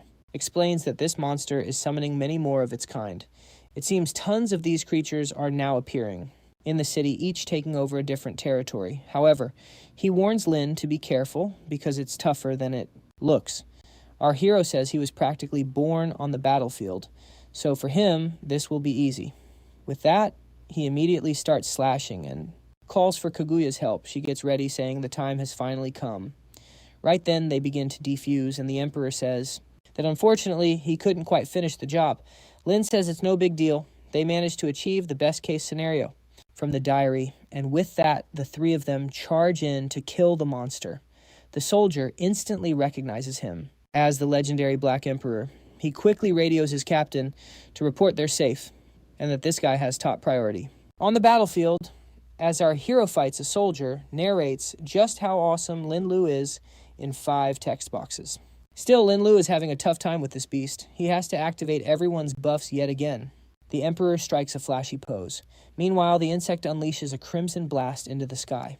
They notice more insects are being summoned, but the Humanities Unity skill gets everyone fired up. They all offer to help, but Linlu has a better idea. Since it's night, he knows the perfect candidate for the job. Besides, why waste all this free experience? He then uses the cave item, summoning a level 35 boss dragon. This beast is as strong as an S-rank monster, but its size is perfect for handling these smaller fries. The dragon lets out a chilling roar. The boss and its minions are instantly slowed. Just then, a voice calls out. From behind, backup announces their arrival. Oh, great 4 identical soldiers, the artist clearly copy-pasted. Linlu actually turns to question the artist's laziness. Then he tells the soldiers to stay out of it. This fight is way too easy, he says. The boss has tons of health, but just summons a bunch of weak minions. The soldiers are stunned by his lecture.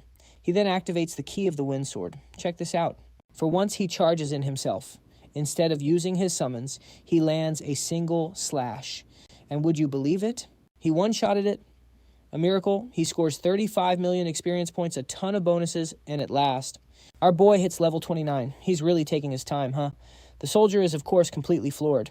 He's the number one player after all. Our hero casually leaves, letting them handle the remaining small fry. Naturally, they're in awe, calling him a true noble. Meanwhile, the old man reaches a certain building. He busts down the door, shouting for anyone inside. But the place is totally empty. How embarrassing. All that for nothing. He tries messaging a guy named Lao Yu, warning him about the dangerous Black Emperor. Their only chance of winning is to team up. He leaves the message on the wall, knowing full well he can't stick around. His first priority is finding a way to stop the Emperor from tracking him. He summons his usual elderly assistant, asking him to block the location tracking ability. The old man offers a quick hug and confirms the request. An aura instantly surrounds him, and now he's sure that for a little while the main character can't find him. He knows the item Linlu stole is powerful, but it's incredibly tricky to use, so he isn't worried. Now he must get stronger and take it back as quickly as he can. Checking his stats, he finds it odd that a summon lost 120 intelligence, but he realizes he's lingered too long and needs to go. Meanwhile, the Lord of Desires reports in. He tells Linlu he's lost the old man's trail. Our hero just shrugs it off, saying it's not important. He has more pressing matters to attend to. Plus, with the future diary, he'll know the old man's plans a day ahead. He also sets an alert for when the old man gets within 20 kilometers. Now it's time to check his loot. From that tough battle that is, he's surprised to see the Black Emperor gained 120 intelligence points. He figures when the Emperor hits SSS rank, his talent-stealing skill will also evolve. He then pulls out the card he swiped from the old man, wondering how it works. He holds it up high, shouting for the Kami Celestial Order, but naturally, nothing happens. There must be a trick to it, but he decides not to overthink it. He gives the card to the Lord, requesting exclusive access. But the poor Lord warns him that such an action will drain half of his own energy. Our hero says energy is made for spending and tells him to do it. With that, the Lord agrees and starts the process. He returns it to Linlu, who sees it's a sacred great item. It offers a permanent mana cost reduction for a full day. Linlu is thrilled.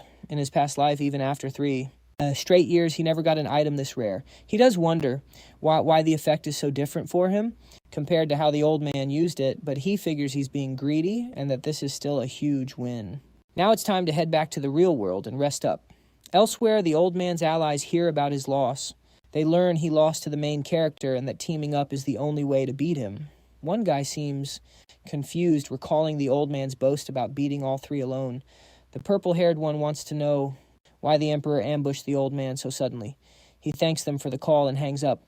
He then heads to the battle site, searching for any lingering energy traces. Then he turns his attention toward he asks the Queen of Time to rewind the battle scene. She agrees and starts turning back the clock. While watching the playback, he sees the old man get captured. Instantly, he dives right into the scene. Inside, he spots Kavia, guessing she's a Black Emperor summon. He knows the real enemy is hiding in the smoke. From there, he finds our hero and the Lord of Desires. He wonders if they've figured out how to rewrite history. What's odd is he can't recall this guy, especially not someone so powerful in the past. He decides to check this guy's history. He has to find out how he got so strong. Then he sees something that shocks him. Our hero is using magic that should only belong to the Queen of Time. The Queen then suggests to her master maybe they should team up with the old man. He says first they need to see how the old man lost to an SS-level creature. He rewinds the scene even more. A moment later, he collapses in disbelief. He can't fathom how one person has so many summons. He asks the Queen to rewind it again. She warns him it's getting risky, but he doesn't care. He'll risk all his energy for this secret. She rewinds again, and he sees it. The protagonist was stealing talents. He wonders if the Black Emperor stole his ability. The Queen suggests they just fight and find his sleeping spot. Then they could just take him out in his sleep. But the man is too spooked and insists they need more info. Meanwhile, our hero is back in the dragon's dungeon where he'd left some bodies to be consumed. He thanks the remaining ashes, promising to see them tomorrow. Then he immediately starts farming a bunch of fairies. He visits the crystal tree, which has grown even more. He then remembers it's time to get King Fina's treasure. Once he arrives, he simply orders all security to stand down. He enters a room that's much plainer than he'd imagined. He pulls a secret book revealing a hidden chamber. Inside, he finds literal mountains of gold bars. He knows a regular person couldn't earn this much gold, not even in 10 whole lifetimes. He immediately absorbs it all, converting it into tickets. Then he tells the Lord of Desires to go find Win. That's the guy who locked up his brother. He was a lower priority, but now it's his turn to be dealt with. Elsewhere in the city, a young man is waking up. His uncle is calling him from downstairs. The uncle calls him down for breakfast. The young man just tells him to clean up the mess first. He also warns him to find someone tougher next time because the last person was far too fragile. The uncle agrees, thinking his nephew has gone mad. Downstairs, the guy complains that women are just so annoying. Suddenly, the whole room goes dark. Lin appears, inviting him to play a fun little escape game. The guy jumps up, asking how Lin got in. A second later, his face is slammed against the table. Lin remarks that this seems easier than he thought. He calmly advises the young master to play by the rules. Lin has filled the room with hundreds of locusts. The man has to reach the back door untouched or he dies. Lin bids him farewell, hoping he enjoys the game. The guy gets up wondering if this is a hallucination. But then he hears the buzzing of insects. He sees the locusts and knows this is not a dream. He bolts screaming for his uncle for help. Reaching the back door is his only chance to survive. He gets to the door and sees Smoke breathing a sigh of relief. But then a voice congratulates him for beating level 1. The next challenge, get through the white mist. Win yells back that he's done with this and will destroy Lin. Our hero just tells him to drop the tough act because pretty soon he'll be begging for his life. Lin explains a small hunting insect is after him now. If he can make it all the way home, he'll live. The man tries to complain, but the insect is already on him. He runs, shouting that he'll use this to find Lin. He passes a window and is nearly grabbed by locusts. He dodges the first one, but another snags his leg. Before Lin can even say a word, the man is pleading for his life. He desperately promises to give Lin anything. Lin says he just wants some answers, and it would be very wise for the man to cooperate. The man quickly agrees to answer anything. The moment Lin says his brother's name, the guy blames someone named Chanji. Lin asks if he means the older brother. He's actually quite familiar with that family. The man says yes, and that Lin can totally trust him, but really he's using a talent that makes people believe his lies. An ability that forces people to believe him. Model.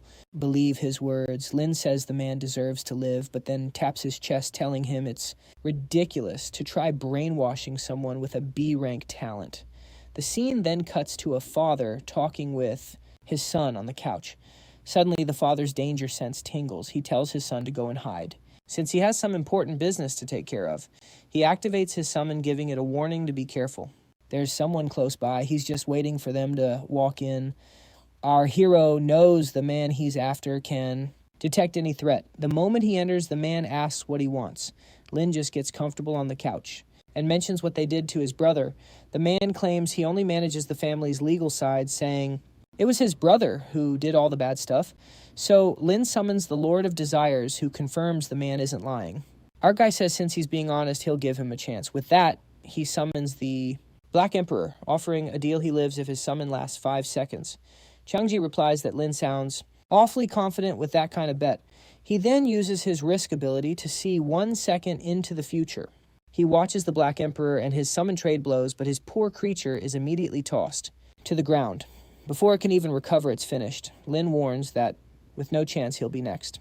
The man pulls a gun, thinking he just needs to take out the Lord, but unfortunately, the Lord of Desires has already made him bulletproof. He puts the gun away and offers to buy his life, asking what our hero wants. Lin calls it an interesting offer and asks how much he values his life. The man says whatever the price, he'll pay it and provide any information needed. However, Lin tells him that's not an option. He then orders the Black Emperor forward, who lands a solid punch right on Changji's jaw. Lin muses that this makes it easier to create a puppet in the family, and once again he steals a new talent. This one alerts him to any danger with 0 cooldown. With that done, Lin summons a replacement. The man's S-rank summon appears named Transcendent. Lin thinks it's not bad, but it's a shame it's still just an S-rank. He then tells the Lord of Desires to attack the location in 5 minutes. Meanwhile, in the Wang Group's industrial zone, the last son asks his father what will happen now that the world is in total chaos. His father, Da King, says nothing will change. The rich will just keep all the power. His plan is to sell some assets and buy up items people are finding in dungeons. That way, he can make all of his children even stronger. Just then, Lin walks in, calling it an interesting strategy. He adds that it's a shame he already dealt with 2 heirs, leaving only one. Daw King asks what he's talking about. Lin says he was pretty clear and asks if they want revenge. The son starts to speak, but his father quickly tells him to go fetch a cup of tea. He obviously doesn't want to go, but his father insists he leave and say nothing. He apologizes to Lin, who says it's totally fine. As long as the son stays out of the discussion, he doesn't care. The old man then asks if what Lin said is true. Lin confirms it, adding that all obstacles are now gone. He explains the man's plan will fail because this is only the first disaster and everything will soon collapse. Daw King seems unsure, asking if he's lying. Lin calls it the absolute truth and says he'll kill anyone in his way. The only way for Daw King to survive is if the entire Wang family backs him up. Knowing it's either agree or die, the man wisely agrees. As the son returns with tea, Daw King immediately tells him to summon a person named Li's son, who has awakened an S-rank talent. He then tells Lin that this person he's calling can create contracts. A short while later, the man arrives. Daw King tells Li's son to demonstrate his talent and explain how it works. Li's son says his ability is the Tomorrow Contract, which can set rules for both sides. Lin figures it must be like the Book of Wishes. With that, Daw King asks if Lin is willing to sign. The contract says Lin must help Daw King control the Wang family, and the family must give all possible support to help Lin get stronger. Daw King puts his hand on the contract and tells Lin to follow. And just like that, the deal is signed. But Lin seems confident he can break it anytime. He starts to leave, saying it was a good meeting, but he has other business to handle. The son asks his father why he'd ally with that guy. The father admits that if the boy really killed his other 2 sons, they never even stood a chance. This could be his big chance. Lin's back in town, and his goal is simple level up. First on the list, run those low-traffic instances and snag all the rare potions. Next, he'll start a company and a guild. That way, he can control the market and keep all the profits. After a bit of grinding, his sword evolves into the Fire Leap. Now he's tearing up Soldier Online dual-wielding. Those level 39 lizards don't even see him coming. He just keeps farming, looting every last drop. His current objective is to max out both of his swords. Later, he comes across 2 blacksmith kittens. He recalls from his past life that Monokuma was unbeatable no matter his level. The creature's power is a total mystery, almost invincible. Nearby, a player complains that his level 13 sword got shattered. Lin notices he's complaining to the black and white bears. He knows this won't end well for the guy. Sure enough, the guy gets tossed from the shop. The bears tell him to never come back. So Lin presents his item asking for an upgrade.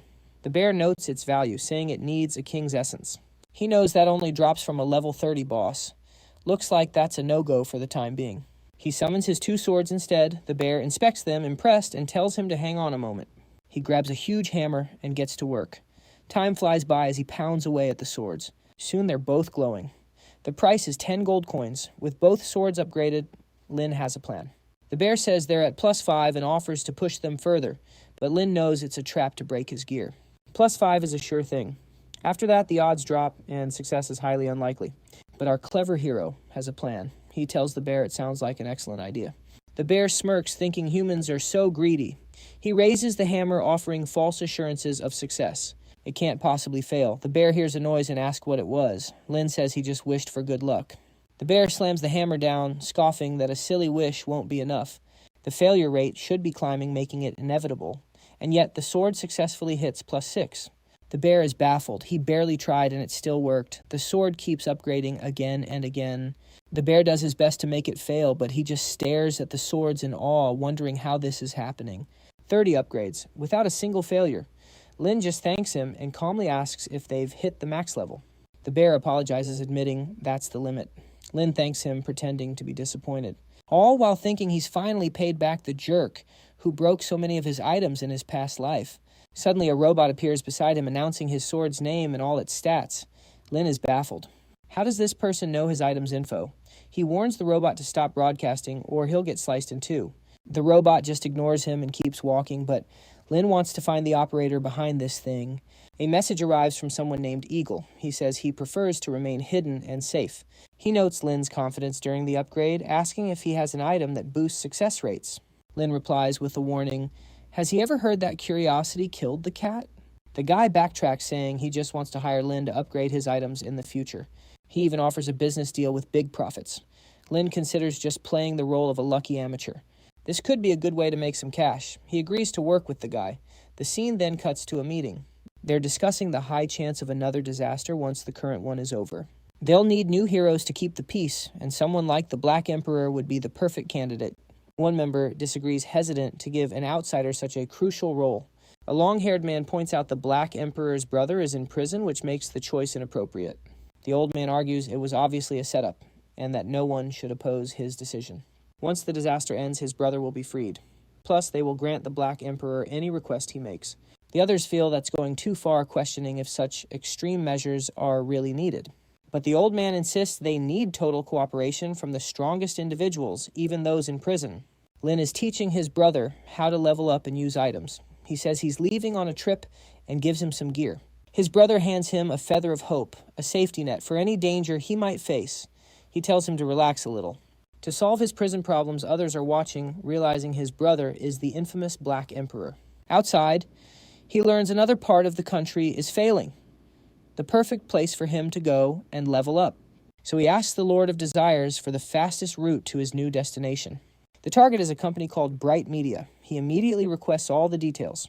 Inside an office, a woman informs her boss that things have quieted down and brought in new recruits. But Lin snags the folder, dismissing it as unimportant. He assures her he trusts her judgment completely, and she simply thanks him. Meanwhile, Lin is outside right where the company's real focus is. He asks the Lord of Desires to hide his Black Emperor identity. With that, he walks in and the same woman approaches. She introduces herself, confirming he's Linlu. He says yes, and she quickly ushers him in to see the boss. And just like that, our hero enters the lion's den. The boss reviews his resume, impressed, and asks if he truly wants to join. Our boy eagerly agrees it would be an honor. The boss is pleased to hear it, and says he just needs to complete the initial training. The scene cuts to outside the building where everyone's buzzing about an overseas trip. A green-haired man announces he'll be forming the teams. He's the supervisor for this whole operation, a Mr. Gu. They thank him, but he just tells them to board the bus. Inside, a man in a blue shirt mentions odd rumors about Myeongjeong City. However, his friend says their contact is reliable, so everything must be fine. Mr. Gu tells them to stop whining, as plenty of people would kill for their spots. Meanwhile, our hero is simply taking the fast track to that same city. They collect the rest of the group, joining the trip. The local boss is all smiles, joking with the recruits. The people seem excited as the boss announces they have 2 hours until their flight. Still, they notice things look a little shabby. They question why they aren't taking a nicer vehicle to the airport, as this one looks barely roadworthy. The boss just slaps them, telling everyone to get in and be quiet. He warns that rule breakers will be left behind. Hearing this, a guy activates his ability and bolts, yelling that the situation is a sham. The man with the gold chain says not to kill the runner, citing his talent. He then activates his ability Judgment Pen. He writes a single command in the air, freeze.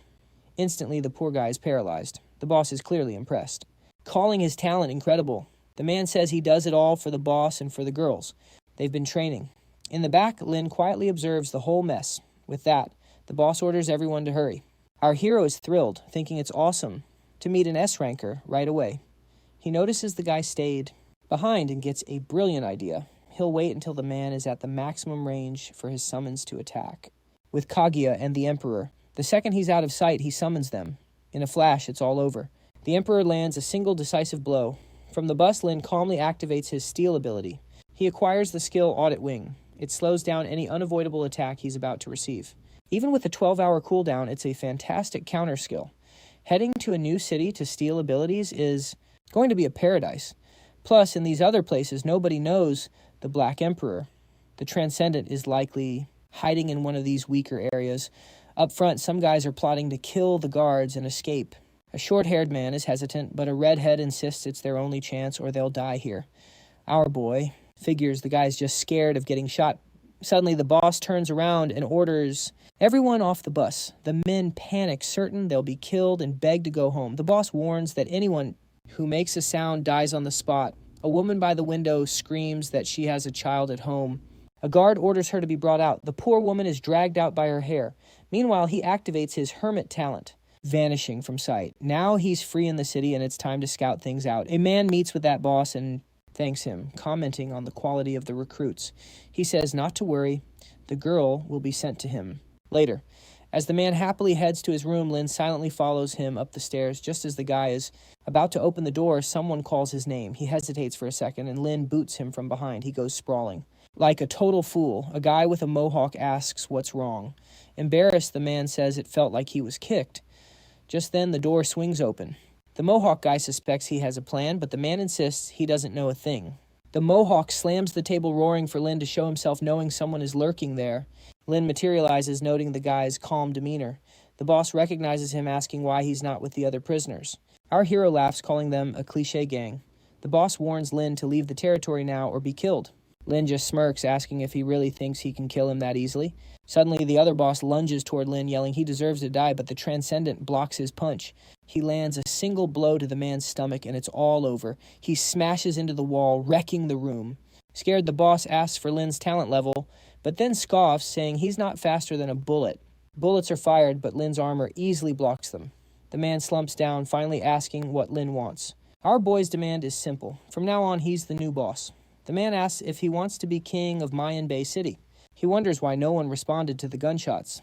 Lin sips his tea, saying he should get the picture by now. The boss plays dumb, asking who's backing Lin, assuming he's a thug from another gang. Lin just warns that if he's a nuisance, he'll be beaten to death, then snaps his fingers, summoning the Transcendent. The Transcendent appears and delivers a sharp blow to his chin. Even with a hand on his collar, the boss spits threats. Lin tells the Transcendent to help him understand. The guy takes a hard kick to the chest. With hands in his pockets, Lin asks if he wants to keep going. Trembling, the man finally gets it and promises to do whatever Lin asks. Lin immediately asks how many S-rank summoners the guy commands.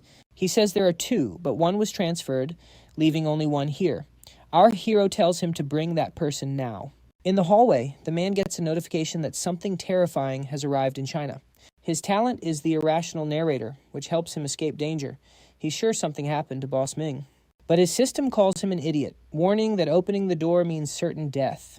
He decides to bail, promising to save the boss later, but the system screams at him to run for his life. Before he can react, Kaga and the Emperor are summoned right in front of him.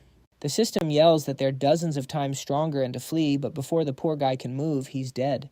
As usual, the man is instantly obliterated by the Emperor. Our hero is thrilled. Stealing S-rank talents has been easy. But he's surprised when he sees the new talent, the perspective of the gods. He only has a small piece of it with a range of just 10 meters. Just then a message appears. It reads, "Hi, I'm your new substitute." He got an indecent narrator that says the talent isn't enough. He can't get any info on the enemy. The system reassures him that only he can hear the voice. Our hero is excited. Today's talents are pretty interesting. The boss then asks how he got the judgment pen. Lin uses it on the confused man. He celebrates, saying it's too easy, and the effect is great. The guy collapses, drained of energy and begging him to stop. Our boy just writes for him to try harder. The man feels a surge of energy and says he's ready. Then he immediately faceplants, calling Lin a demon. Lin says it's interesting, but not his fighting style.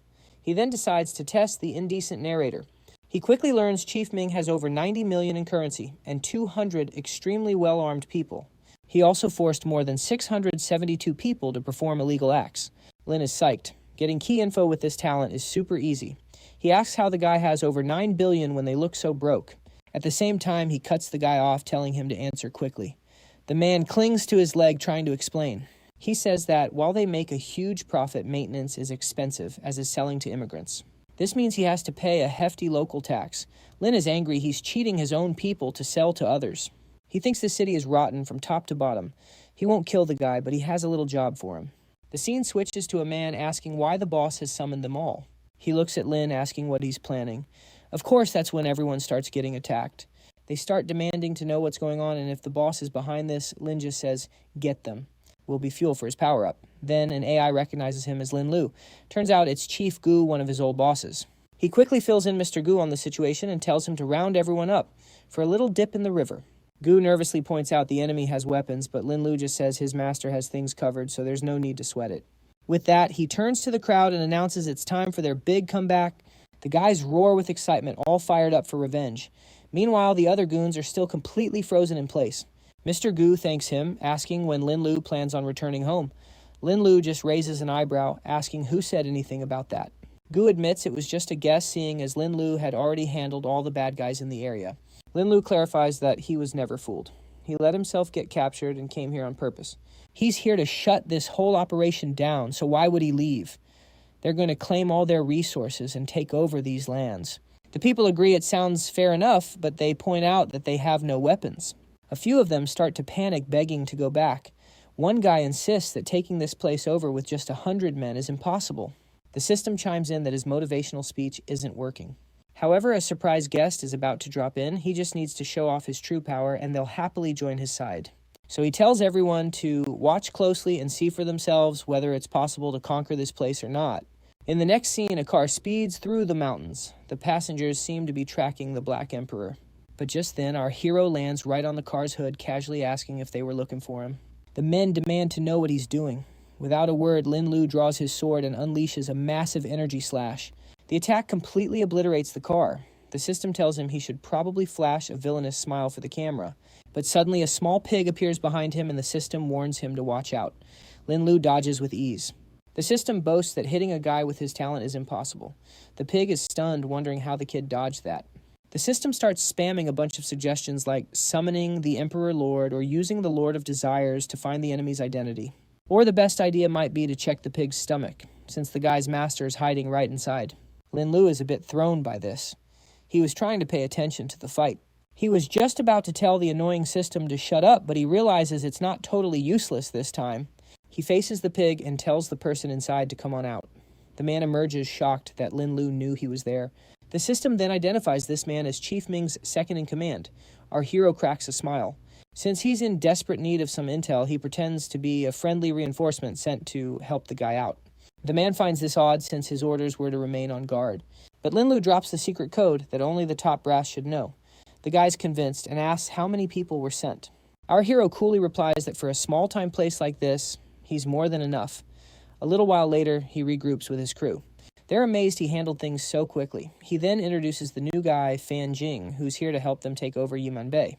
The man adds that he's also from the chief's hometown.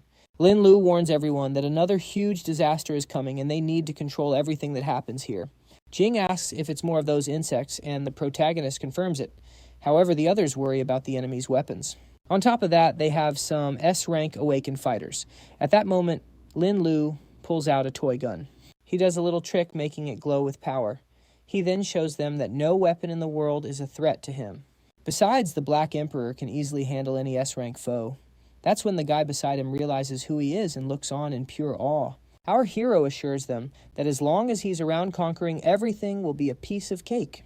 The guy is now totally fired up, saying he's definitely in on the plan while Chief Gu tries to rally everyone else. He tells them that times have changed and they need to level up.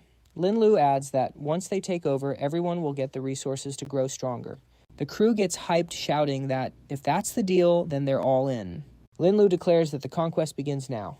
He's going to cleanse the city of all its corruption. And finally, he will become its king. Like this video so you can help Mamoru create more amazing content for you. Hit that cheeky notification bell and I'll catch you next time. Music?